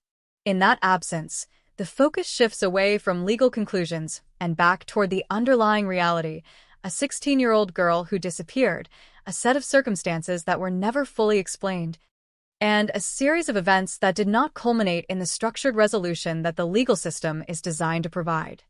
The lack of a courtroom, of testimony, of judgment, does not erase those facts. It simply leaves them in a state where they cannot be formally resolved, where the search for understanding continues outside the boundaries of law. Time has a way of reshaping events, softening certain edges while leaving others as sharp as the moment they first appeared. In the case of Teresa and Beer, the passing of years has not brought clarity. Instead, It has deepened the sense of absence, reinforcing the reality that what happened on that day in 1977 remains unresolved. The landscape of Maui continues to exist much as it did then, its forests dense, its ravines hidden, its slopes rising toward Haleakala with the same quiet permanence. Whatever truths may lie within that terrain have not surfaced, and with each passing year, the likelihood of uncovering them diminishes. The immediate aftermath of Teresa's disappearance was marked by urgency, by the mobilization of resources and the hope that answers could be found. That phase has long since passed. What remains is a quieter form of persistence, the kind that exists in records, in memory, and in the ongoing classification of the case as unresolved. The transition from active investigation to cold case does not signify closure.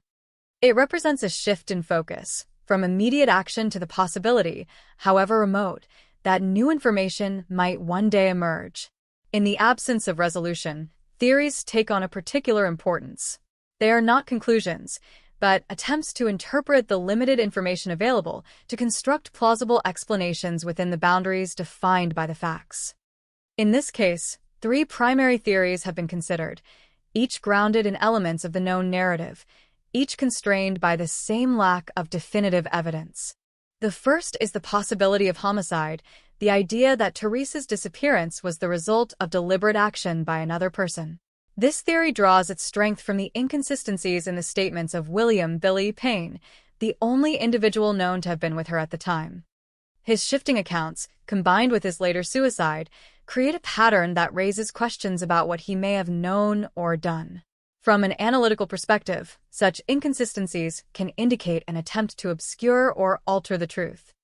However, without physical evidence or a direct admission, this interpretation remains a hypothesis, supported by circumstantial factors, but not confirmed. The second theory considers the possibility of an accident, that Teresa became lost in the wilderness and succumbed to the conditions of the environment. The terrain surrounding the Seed Ranch program was undeniably dangerous. Dense vegetation could disorient even those familiar with it. Ravines and steep slopes posed risks of falls or injury. The variability of the weather, influenced by the proximity to Haleakala, could create conditions that made survival difficult.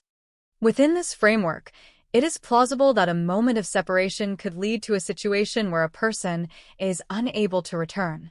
Yet this theory faces its own challenges, most notably the complete absence of physical evidence. In many cases of accidental death in wilderness areas, some trace is eventually found, whether through search efforts or the passage of time.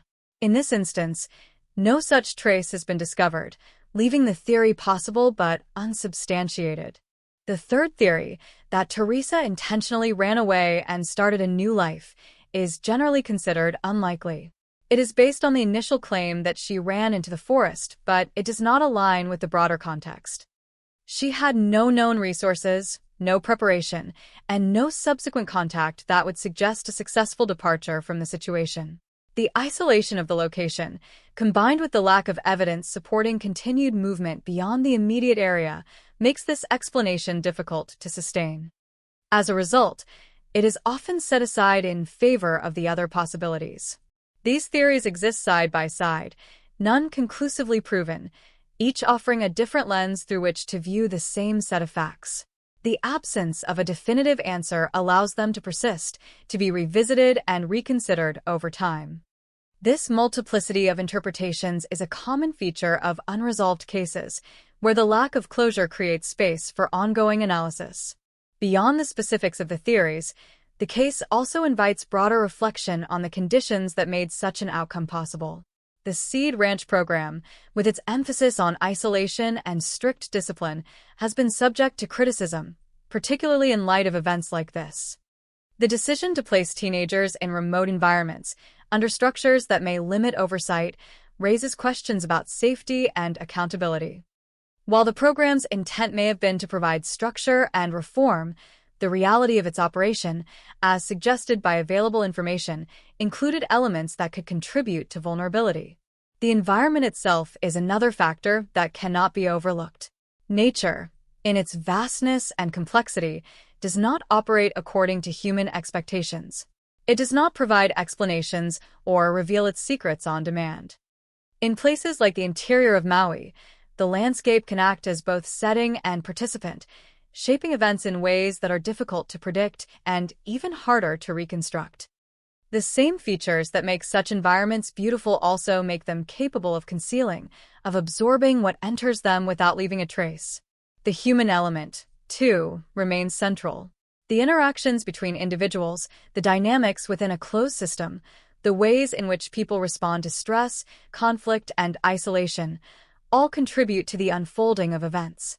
In this case, the relationship between Teresa and Billy Payne, however briefly documented, is a critical component. The imbalance in age, the context of the program, the inconsistencies in his account, all suggest that their interaction on that day was not insignificant. Yet, without direct evidence, the nature of that interaction cannot be fully understood. As time continues to pass, the case becomes part of a larger narrative, one that includes other unresolved disappearances, other instances where answers remain out of reach. Each case is unique, defined by its own circumstances, but they share a common thread: the persistence of uncertainty. For those who study such cases, this uncertainty is both a challenge and a motivation, a reminder of the limits of current knowledge and the potential for future discovery.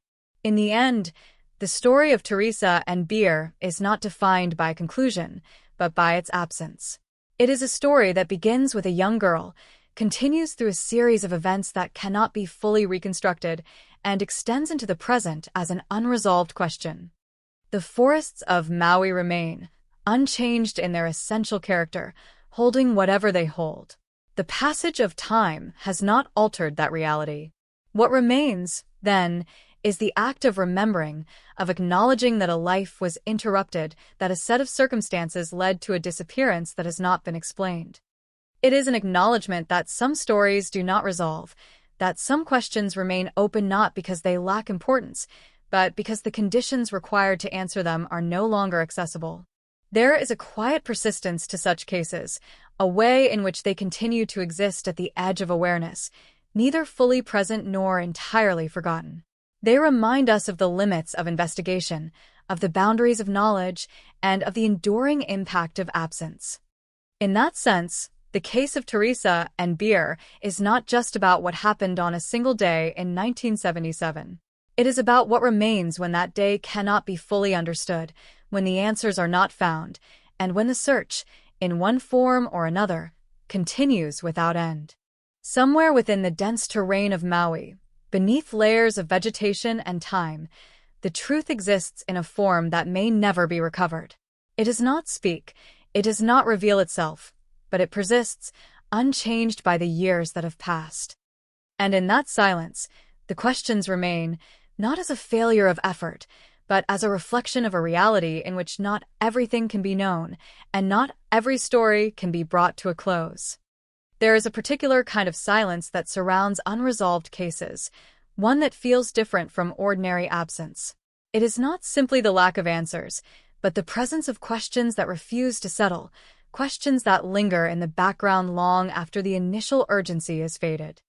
In the case of Teresa and Beer, that silence has endured for decades, stretching across time without diminishing, shaped by the same uncertainty that defined the earliest days of the investigation.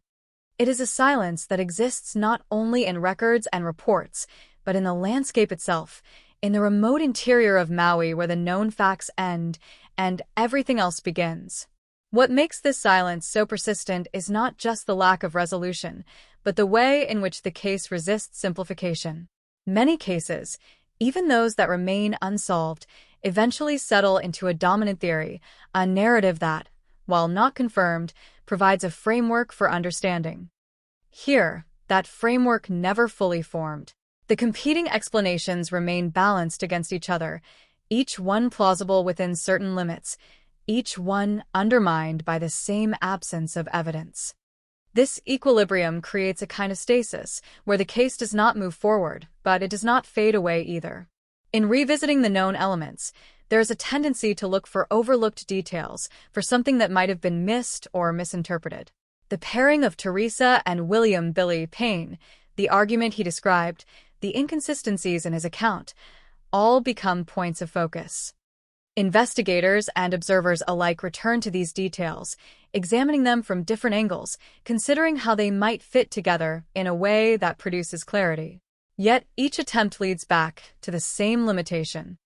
Without physical evidence, without corroboration, interpretation remains constrained. The human mind seeks patterns, connections that can transform fragments into a coherent whole. In this case, the fragments are few and the gaps between them are wide. The last confirmed sighting, the changing statements, the subsequent suicide, these elements form a sequence, but not a complete narrative. The transitions between them are unclear, the motivations uncertain, the outcomes unverified. It is within these gaps that the silence takes hold, filling the space where answers would normally reside. There is also a temporal dimension to this silence, shaped by the passage of years. As time moves forward, the context in which the case occurred becomes more distant. The people involved age or pass away, memories fade, records remain but are no longer supplemented by new information. The landscape, however, remains largely unchanged. The forests and ravines of Maui continue to exist as they did, indifferent to the human need for resolution. This contrast between the permanence of place and the transience of human experience adds another layer to the case, reinforcing the sense that whatever happened is anchored in a moment that cannot be revisited. The role of memory in such cases is complex. For those directly connected, memory can preserve details, emotions, and impressions that are not captured in official records. For others, memory becomes shaped by retelling, by the way the story is presented and understood over time. In the absence of definitive answers, these memories do not converge into a single narrative. Instead, they remain individual, sometimes aligning, sometimes diverging, contributing to a broader sense of uncertainty.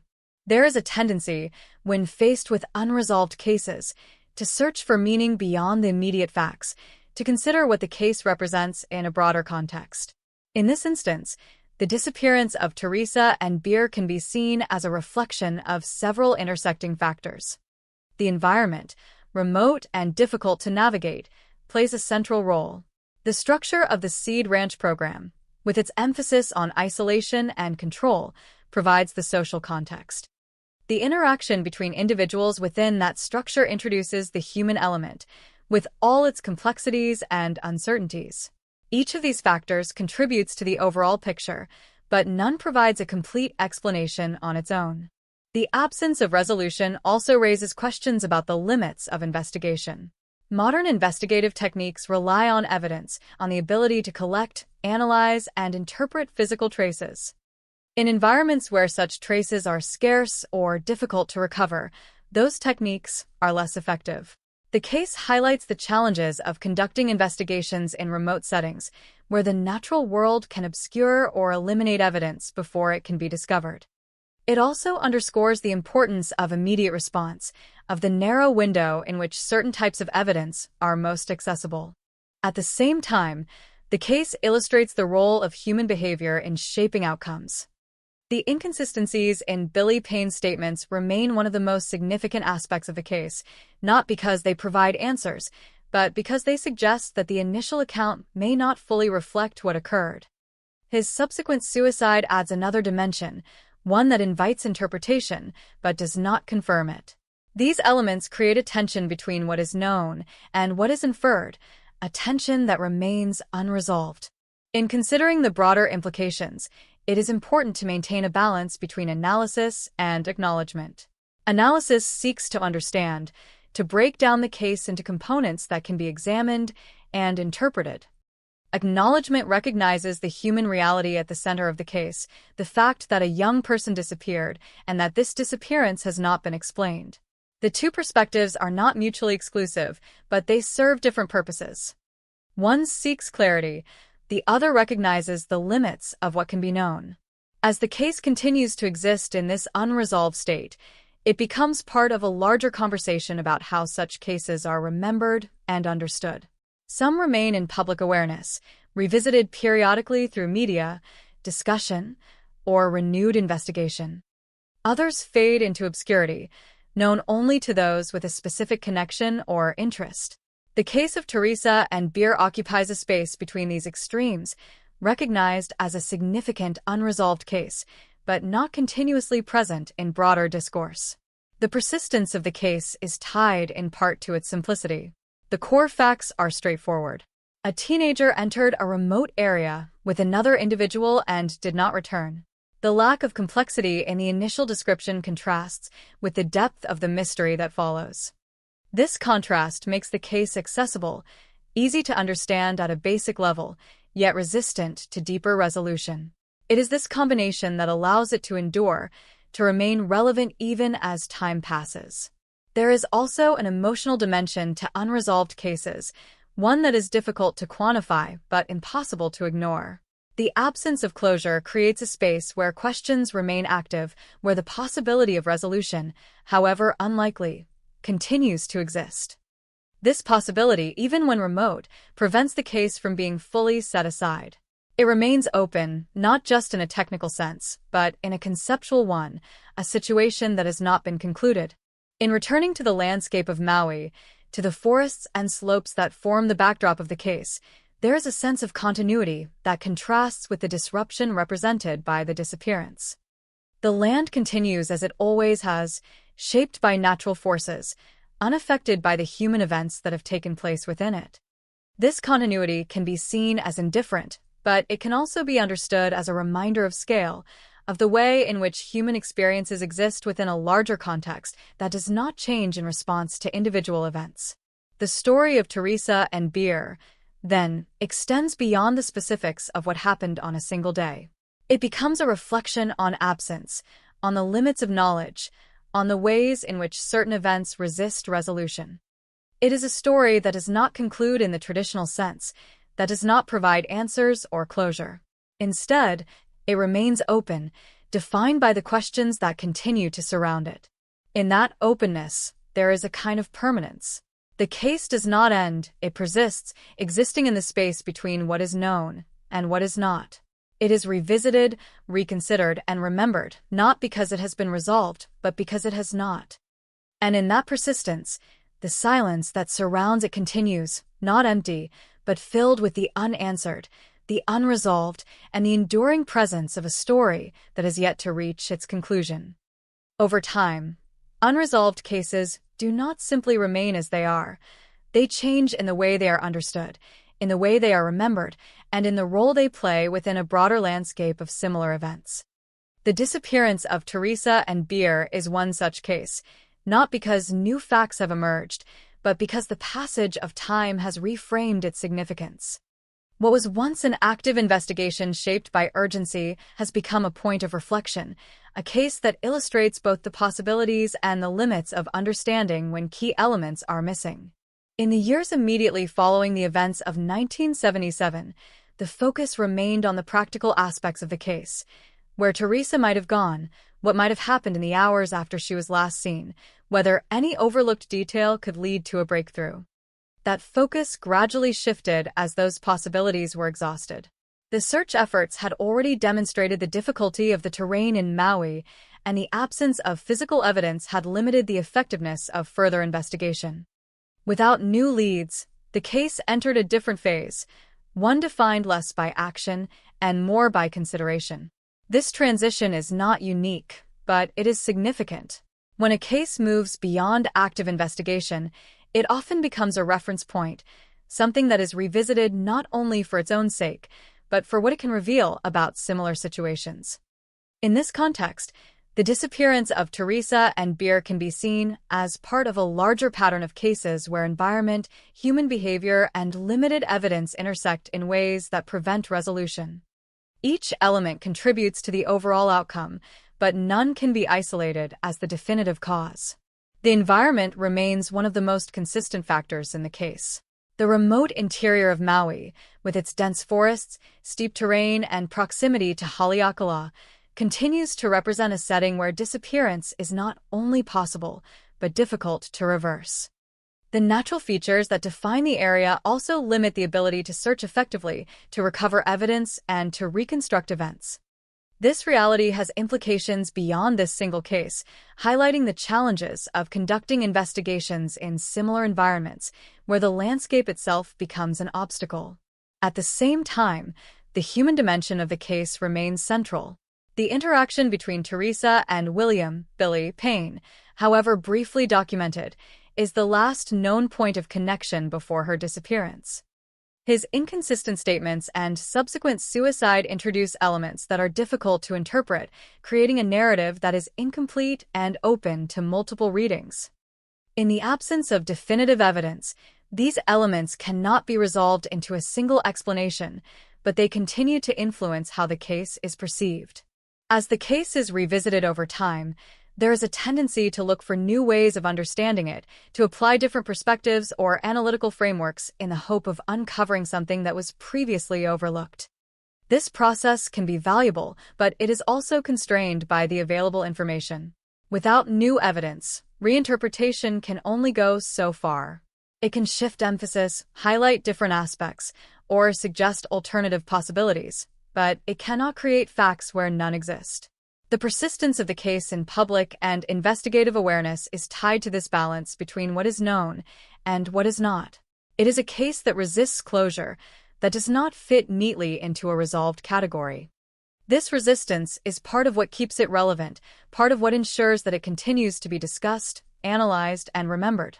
At the same time, it also underscores the limits of that discussion, the point at which analysis reaches the boundaries set by the facts. There is also a broader implication in the way such cases are integrated into collective understanding. Unresolved cases often serve as reminders of uncertainty, of the idea that not all events can be fully explained. They challenge assumptions about the ability to know, to reconstruct, to conclude. In doing so, they occupy a particular place within the larger context of criminal and investigative history, not as anomalies, but as examples of the complexity inherent in certain situations. For the disappearance of Teresa and Beer, this complexity is evident in every aspect of the case.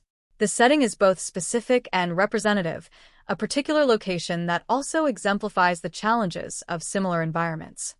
The individuals involved are defined by their roles within the event, but also by the limited information available about them. The sequence of events is clear in its outline, but unclear in its details. Each of these elements contributes to a case that is straightforward in structure, but intricate in implication. As time continues to pass, the case also becomes part of a historical record, something that is preserved and examined alongside other cases from the same period. This context can provide additional perspective, allowing for comparisons and contrasts that might not have been apparent at the time. It can also highlight changes in investigative methods, in the way cases are approached and understood. However, these developments, while informative, do not alter the fundamental facts of the case. They provide context, but not resolution. The enduring nature of the case raises questions about what it means for a case to remain open. Technically, an open case is one that has not been closed, one that can be revisited if new information becomes available. In practice, the likelihood of such information emerging decreases over time, particularly in cases where the original evidence is limited. This creates a situation where the case is both open and static, available for reconsideration but not actively progressing. In reflecting on the case, it is important to maintain a distinction between possibility and probability. Many scenarios can be imagined, many explanations proposed, but not all carry the same weight. The absence of evidence does not mean that any explanation is equally valid. It means that the evaluation of explanations must be grounded in what is known, in the constraints imposed by the available facts. This approach does not produce definitive answers, but it does provide a framework for considering the case in a structured way. Ultimately, the disappearance of Teresa and Beer remains what it has been since the moment it occurred, an event that cannot be fully explained. The passage of time has not changed that reality. It has added context, perspective, and reflection, but it has not filled the gaps that define the case. Those gaps remain, marking the boundaries of what can be known and what cannot. In the landscape of Maui, the forests and ravines continue to exist, unchanged in their essential nature. They do not reveal what they contain. They do not respond to the questions that have been asked. They remain as they are, part of a setting that both frames and conceals the events that took place within it. This continuity reinforces the sense that the answers, if they exist, are embedded in a place that does not yield them easily, if at all. The story, then, does not conclude. It persists, carried forward by the recognition that something happened that has not been resolved. It remains part of a broader narrative, one that includes other cases, other questions, other instances where the search for understanding continues without a definitive end.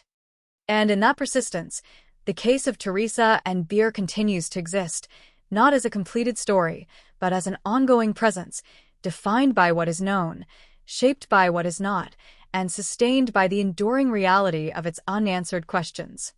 In the long arc of unresolved cases, there is a stage that comes after investigation, after speculation, and even after reflection. It is a stage defined not by new information, but by endurance, by the way a case continues to exist in the absence of resolution, carried forward by records, by memory, and by the persistent need to understand what cannot be easily explained. The disappearance of Teresa and Beer occupies that stage now, its details unchanged, its questions intact, its presence steady despite the passage of time. There is a tendency to think of cases as belonging to a particular moment, as if they are confined to the time in which they occur. In reality, cases like this extend far beyond their initial context. They move through time, intersecting with different perspectives, different generations, different approaches to understanding. Each encounter with the case brings something new, not in terms of facts, but in terms of interpretation. Yet these interpretations are always anchored to the same limited set of information, creating a dynamic where the case evolves in meaning without changing in substance. At the center of this persistence is the simple, unaltered fact that a 16-year-old girl entered a remote area of Maui and did not return. Everything else, every detail, every theory, every reflection, extends from that point. The environment in which this occurred remains a critical part of the narrative, not just as a backdrop, but as an active factor. The dense forests, the uneven terrain, the hidden ravines, all contribute to a setting where disappearance can occur without immediate trace. The presence of Haleakala adds to this context, its scale and influence shaping the conditions of the surrounding land. In examining the endurance of the case, it becomes clear that its persistence is not accidental. Certain elements contribute to the way it continues to be remembered and revisited. The lack of physical evidence is one such element. In many cases, evidence provides a pathway to resolution, a means of connecting events and individuals in a way that can be verified. Here, the absence of such evidence creates a void, one that cannot be filled through conventional means. This void becomes a defining feature, shaping how the case is understood and why it remains unresolved. Another element is the role of William "Billy" Payne. As the last known person to see Teresa alive, his presence in the narrative is unavoidable. His inconsistent statements introduce uncertainty, suggesting that the initial account may not fully capture what occurred. His subsequent suicide adds a layer of complexity that resists simple interpretation. Together, these factors create a focal point within the case, one that draws attention but does not provide clarity. The interplay between these elements creates a structure that is both simple and complex. The sequence of events is straightforward in outline, but the lack of detail within that sequence creates a depth that is difficult to navigate. This combination contributes to the case's endurance, allowing it to be revisited without being resolved, to be examined without being concluded. As the case continues to exist within this framework, it also becomes part of a broader pattern of unresolved disappearances. Each case within this pattern has its own specifics, its own context, but they share certain characteristics: limited evidence, challenging environments, incomplete narratives. By considering these cases together, it is possible to identify common themes, to understand how certain conditions contribute to outcomes that are difficult to resolve. In this sense, the disappearance of Teresa and Beer is both unique and representative, a specific instance that also reflects broader dynamics. The passage of time introduces additional layers to this pattern. As years turn into decades, the context in which cases are understood changes. Advances in investigative techniques, shifts in societal awareness, and changes in the way information is recorded and shared all influence how cases are revisited. However, these changes do not alter the fundamental facts of cases like this one. They provide new tools for analysis, but without new evidence, those tools have limited impact. There is also a psychological dimension to the endurance of unresolved cases. The human inclination toward closure, toward understanding, creates a tension when that closure is not achieved. This tension sustains interest, prompting continued reflection and discussion. At the same time, it can lead to the repetition of the same questions, the revisiting of the same possibilities, without reaching a different conclusion. This cycle is not a failure, but a reflection of the limits imposed by the available information. In the case of Teresa and Beer, this cycle is evident in the way the case is discussed. The same key points are revisited: the assignment that took her into the wilderness, the argument described by Billy Payne, the inconsistencies in his statements, the absence of physical evidence, the search efforts that yielded no results. Each of these points is examined, reconsidered, placed within different interpretive frameworks, but none of them changes. They remain as they were, forming a fixed structure within which all analysis takes place. The environment continues to play a central role in this structure. The remote interior of Maui is not just a setting, but a factor that shapes every aspect of the case. It influences the initial event, the search efforts, the likelihood of evidence recovery, and the ongoing possibility of discovery. Its characteristics remain constant, reinforcing the idea that certain conditions can lead to outcomes that are inherently difficult to resolve. In considering the long-term implications of the case, it is important to recognize that unresolved does not mean irrelevant. Cases like this contribute to a broader understanding of the challenges associated with missing persons investigations, particularly in remote environments. They highlight the importance of immediate response, the difficulties of evidence recovery, and the impact of human factors, such as inconsistent testimony. While they may not provide definitive answers, they offer insights that can inform future approaches. At the same time, the case remains grounded in its specific reality. It is not an abstract example, but a situation that involved real individuals, real decisions, and real consequences. The abstraction that can occur over time, the tendency to view the case as a set of analytical points, should not obscure this reality. At its core, the case is about a person who disappeared and has not been found, about a sequence of events that has not been fully explained. As the narrative continues to exist without resolution, it takes on a different kind of permanence. It is not fixed in the sense of being complete, but in the sense of being unchanged. The facts do not evolve, the outcome does not shift, the questions do not resolve. This permanence is both a limitation and a defining characteristic, shaping how the case is understood and why it continues to be revisited. In returning once more to the landscape of Maui, there is a sense of continuity that contrasts with the unresolved nature of the case. The forests remain dense, the terrain uneven, the slopes leading toward Haleakala unchanged in their essential form. This continuity serves as a reminder that the setting of the case persists, that the physical context in which it occurred is still present, even as the human context has moved on. The story of Teresa and Beer, then, exists in this intersection between permanence and absence, between what remains and what is missing. It is a story that does not conclude, that does not provide the closure that is often sought in narratives of this kind. Instead, it remains open, defined by its unanswered questions, sustained by the enduring reality that some events cannot be fully understood.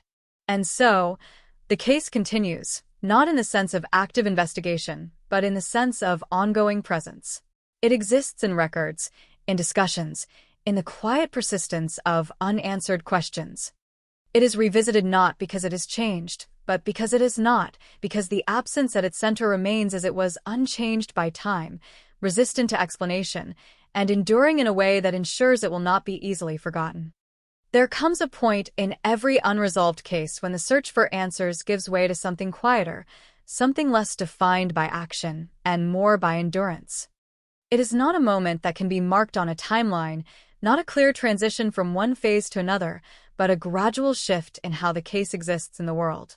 The disappearance of Teresa and Beer has long since reached that point. The urgency that once surrounded it has settled into a steady presence, a kind of unresolved continuity that persists without change, anchored to a set of facts that remain as they were decades ago. At its core, the case has always been defined by absence. Not just the absence of Teresa herself, but the absence of evidence, of witnesses, of definitive explanation. These layers of absence interact with one another, creating a situation where each missing element reinforces the others. Without physical evidence, there is no clear path to reconstruct events. Without witnesses, there is no independent account to confirm or challenge what is known. Without a definitive explanation, the case remains suspended, neither resolved nor entirely dormant. The environment in which the disappearance occurred continues to play a central role in this dynamic. The remote interior of Maui remains as it was, its dense vegetation and uneven terrain forming a landscape that does not easily yield information. The presence of Haleakala looms over the region, shaping weather patterns and contributing to the variability of conditions. These natural features are not just background elements, they are active components of the case, influencing both what may have happened and why it has not been fully understood. In considering the long-term existence of the case, it becomes clear that its persistence is tied to this interaction between human events and natural conditions. The human aspect, represented by the actions and statements of those involved, provides the initial framework. The natural aspect, represented by the environment, shapes the outcome and limits the ability to investigate. Together, they create a situation where resolution is not easily achieved, where the usual processes of investigation and analysis encounter barriers that cannot be easily overcome. The role of William "Billy" Payne remains one of the most significant elements within this framework. As the last known person to see Teresa, his account is central to any attempt to understand what occurred. Yet, that account is marked by inconsistency, by changes that introduce uncertainty rather than clarity. His subsequent suicide adds another layer, one that suggests the possibility of knowledge that was never shared, but does not confirm it. This combination creates a focal point within the case, a point that draws attention, but does not provide resolution. Over time, the case has come to represent more than the specific events of March 1, 1977. It has become an example of the challenges inherent in certain types of investigations, particularly those involving remote environments and limited evidence. It highlights the ways in which natural conditions can complicate efforts to locate missing individuals, to recover evidence, and to reconstruct events. It also illustrates the importance of consistency in testimony, the difficulties that arise when accounts change, and the impact of losing a key individual before their role can be fully understood. At the same time, it is important to recognize that the case is not solely an example or a lesson. It is a specific situation, involving a specific individual whose life was interrupted under circumstances that have not been explained. The analytical frameworks that can be applied to the case are useful, but they do not replace the underlying reality. They provide structure, but they do not provide closure. As the case continues to exist in this unresolved state, it also becomes part of a broader narrative about uncertainty. Not all events can be fully explained. Not all questions can be answered. This is not a failure of investigation or analysis, but a reflection of the limits that exist within certain contexts. In cases where evidence is scarce and conditions are challenging, those limits become more apparent, shaping the outcome in ways that are difficult to change. The persistence of the case is also influenced by the way it is remembered and revisited. Each retelling, each examination, brings the same set of facts into focus, reinforcing their significance while also highlighting their limitations. The repetition of this process does not resolve the case, but it ensures that it is not forgotten, that the questions it raises continue to be considered. There is a balance to be maintained in this process between the desire for answers and the recognition of uncertainty. The desire for answers drives investigation, analysis, and reflection. The recognition of uncertainty acknowledges the limits of what can be achieved, the possibility that some aspects of the case may remain unresolved indefinitely. In the disappearance of Teresa and Beer, this balance is particularly evident, as the case exists at the intersection of these two forces. In returning once more to the landscape where the events occurred, there is a sense of continuity that contrasts with the disruption represented by the disappearance. The forests, the ravines, the slopes of Maui remain, unchanged in their essential nature. They do not provide answers, but they do provide context, a reminder of the setting in which the case unfolded. This continuity reinforces the idea that the environment is not just a backdrop, but a factor that continues to shape the case long after the initial events. The absence at the center of the case remains, unchanged by time. It is not diminished by the years that have passed, nor is it resolved by the analysis that has been applied. It persists, a gap that cannot be filled with the information currently available. This persistence is what defines the case, what gives it its enduring presence. In the end, the story of Teresa and Beer does not conclude in the way that many stories do. It does not reach a point where the events are fully understood, where the questions are answered, where the narrative is complete.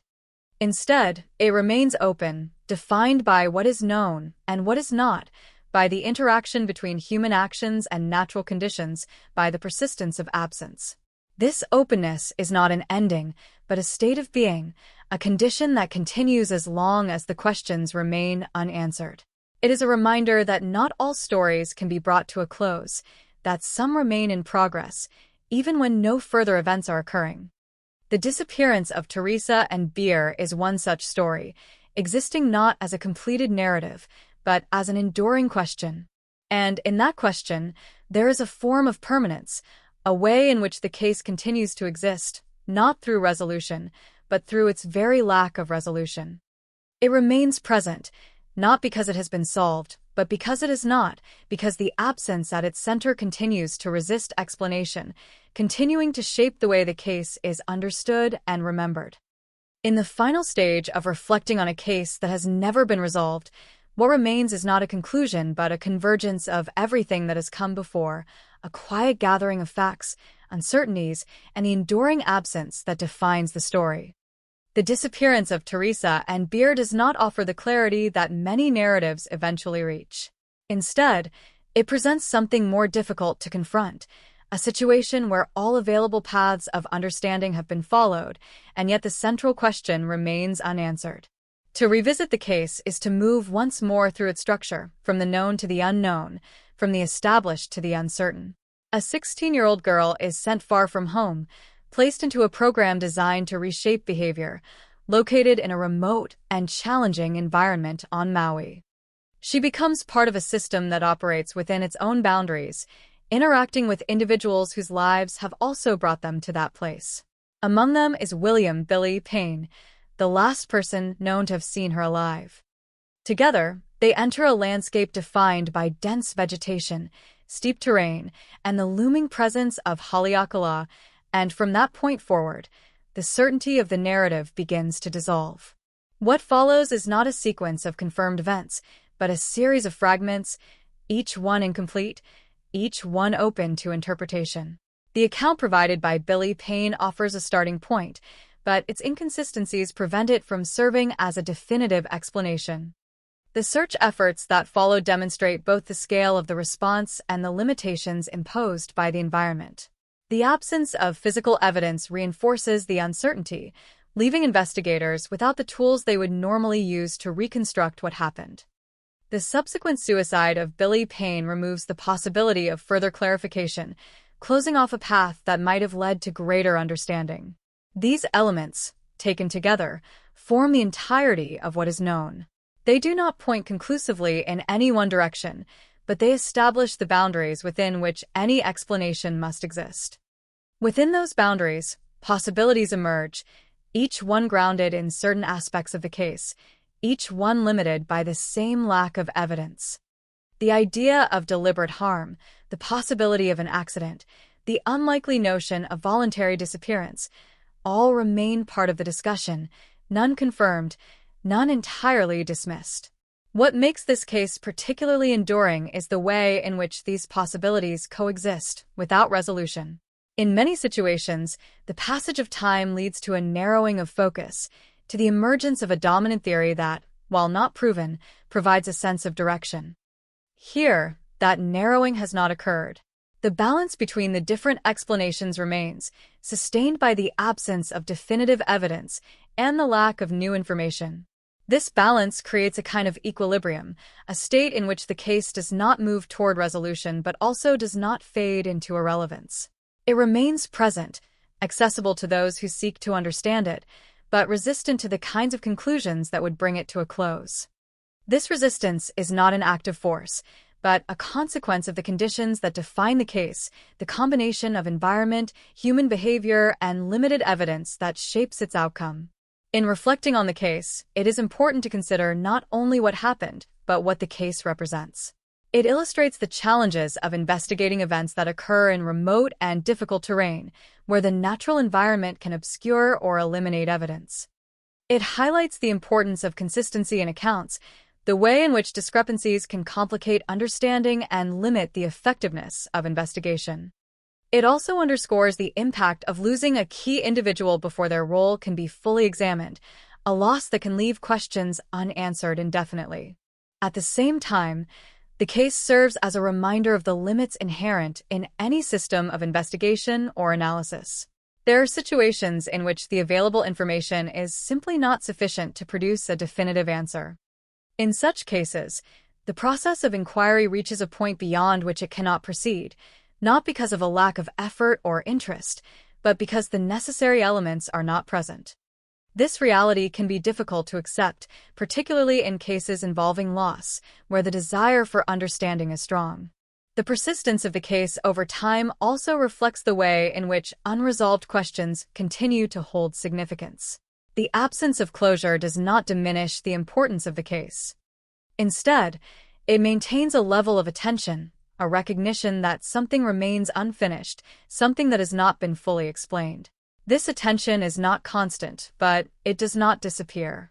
It exists in the background, ready to be revisited, to be reconsidered, to be remembered.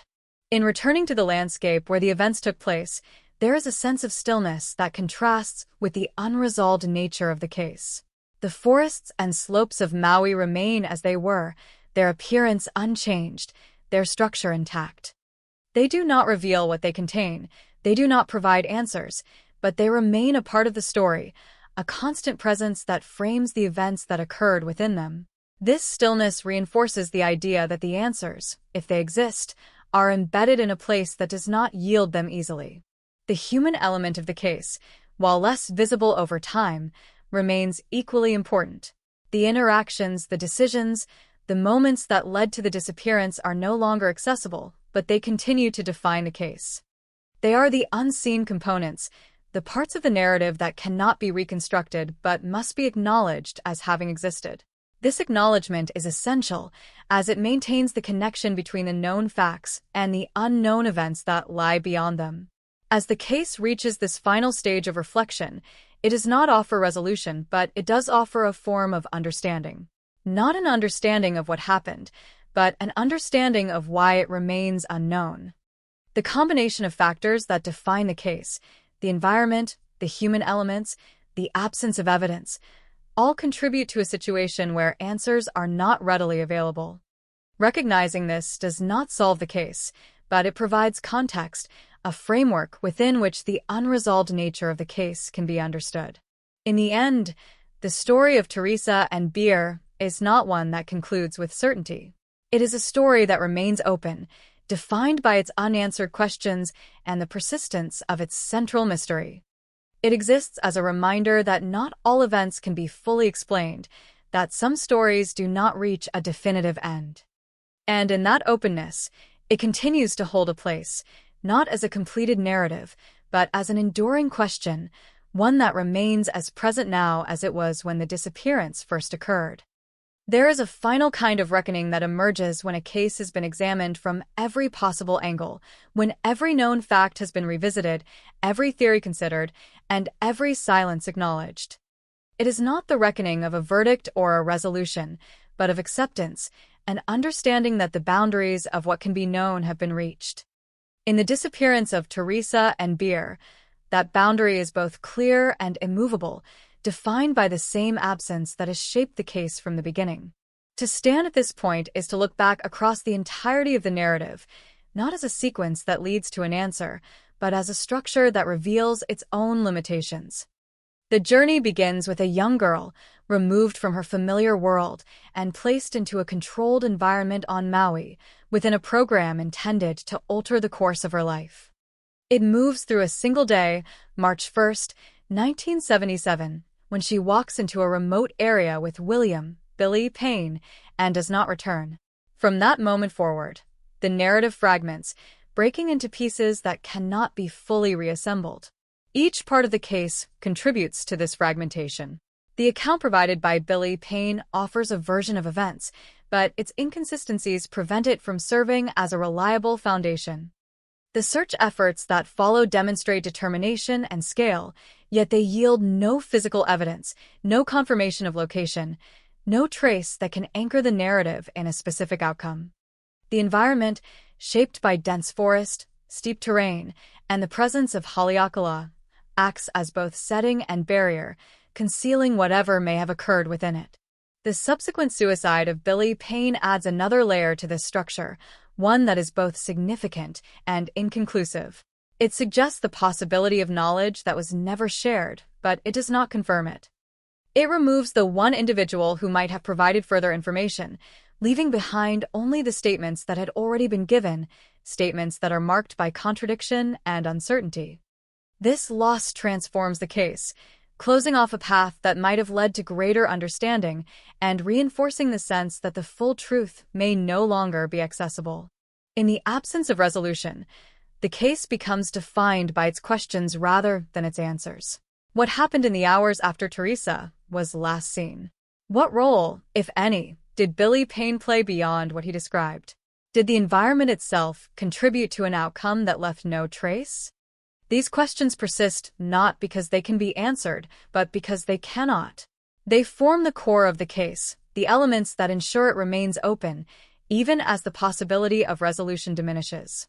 There is a tension inherent in this state, a tension between the desire for closure and the reality of uncertainty. Closure is often understood as the natural conclusion of a narrative, the point at which all elements are resolved and the story can be set aside. In cases like this, that conclusion does not exist. The narrative remains incomplete, its ending undefined. This incompleteness is not a flaw, but a reflection of the conditions that define the case, the combination of limited evidence, challenging environment, and human factors that prevent a definitive outcome. As time continues to pass, the case does not move closer to resolution, but it does change in how it is perceived. It becomes part of a broader understanding of unresolved disappearances, a reference point for the kinds of challenges that can arise in similar situations. It illustrates the ways in which certain environments can obscure evidence, the impact of inconsistent testimony, and the consequences of losing a key individual before their role can be fully understood. These insights do not solve the case, but they provide context, a way of understanding why it remains unresolved. At the same time, it is important to maintain a connection to the individual at the center of the case. Teresa and Beer is not just a name within an unresolved narrative, but a person whose life was interrupted under circumstances that have not been explained. The analytical frameworks applied to the case, the discussions of environment and evidence, should not obscure this reality. They are tools for understanding, but they do not replace the human element that gives the case its significance. The landscape of Maui remains a constant presence within this narrative, its forests and slopes unchanged by the passage of time. They do not reveal what they contain, they do not provide answers, but they continue to exist as the setting in which the events unfolded. This continuity reinforces the sense that the truth, whatever it may be, is embedded in a place that does not yield it easily. It also highlights the contrast between the permanence of the environment and the transience of human experience, a contrast that is central to the case. In reaching this final point of reflection, there is a recognition that the case will likely remain as it is, unresolved, open, defined by its unanswered questions. This recognition does not diminish the importance of the case, nor does it negate the efforts that were made to understand it. It simply acknowledges the limits that exist, the boundaries that cannot be crossed without new information. The story of Teresa and beer, then, is not one that concludes, but one that persists. It exists in the space between what is known and what is not, shaped by the interaction of facts and absence, of evidence and uncertainty. It is a story that resists closure, not because it lacks significance, but because the conditions required for resolution are not present. In that persistence, there is a form of quiet continuity. The case remains, not as an active investigation, but as an enduring question, a situation that has not been fully explained and may never be. It is revisited, reconsidered, remembered, not because it has changed, but because it has not, because the absence at its center continues to define it. And so, the final understanding is not of what happened, but of what remains. A young girl disappeared in a remote part of Maui, and despite the efforts to find her, to understand the circumstances, to reconstruct the events, the answers were not found. The case endures as a reminder of the limits of knowledge, of the ways in which certain events resist explanation, and of the reality that some stories do not reach a definitive end. Even after every angle has been explored and every silence acknowledged, there remains something else, something quieter but no less important, the legacy of an unresolved case, the way it continues to exist not just as a question, but as a presence that shapes how we think about disappearance, uncertainty, and the limits of understanding. The story of Teresa and beer does not end with the absence of answers.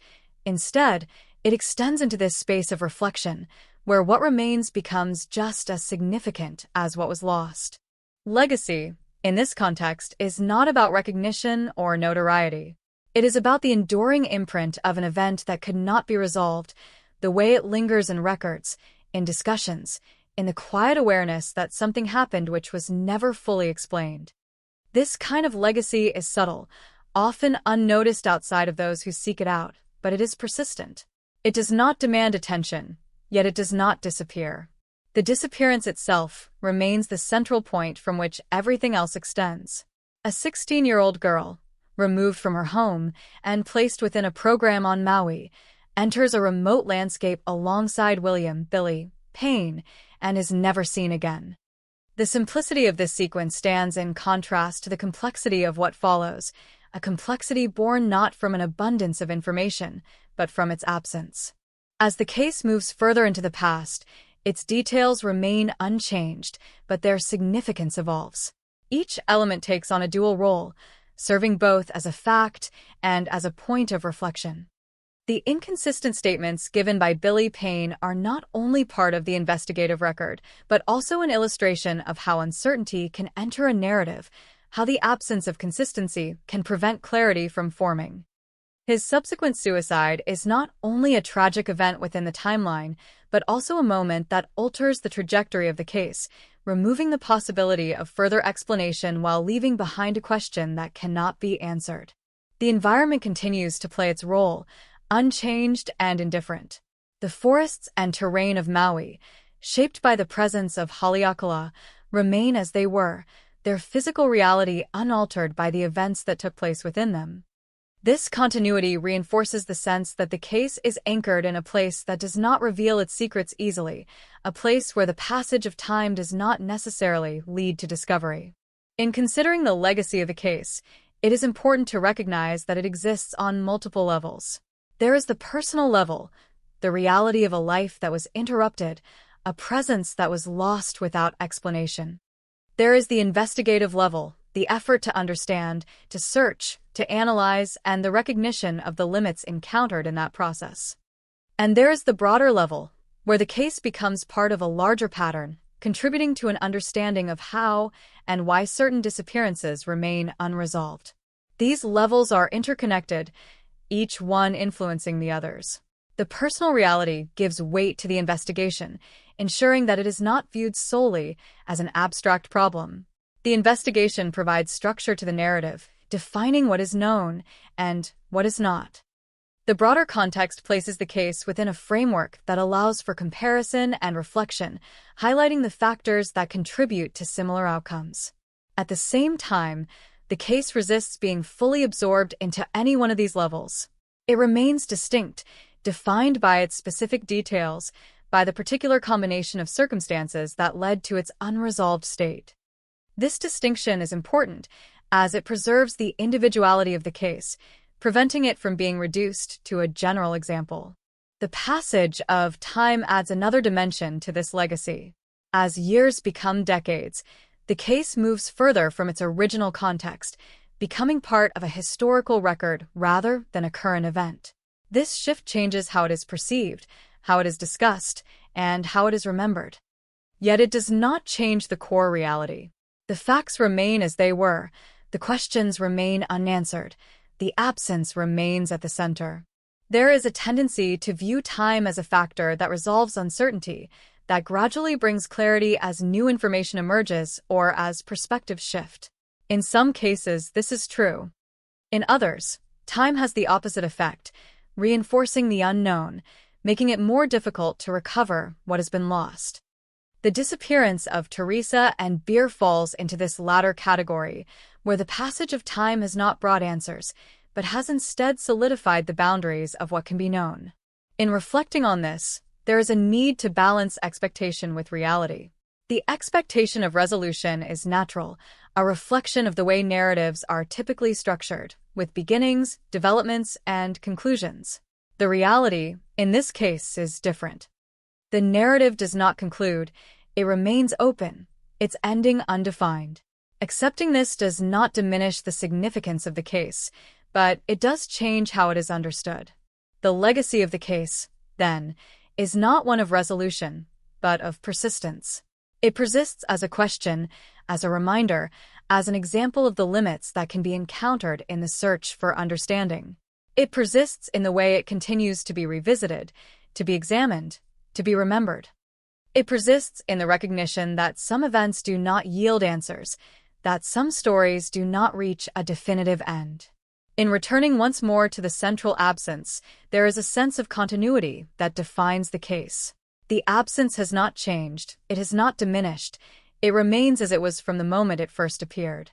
This continuity is what gives the case its enduring presence, what ensures that it is not forgotten, even as time moves forward. And so, the story of Teresa and Beer continues, not as a sequence of new events, but as an ongoing reflection on what has already occurred.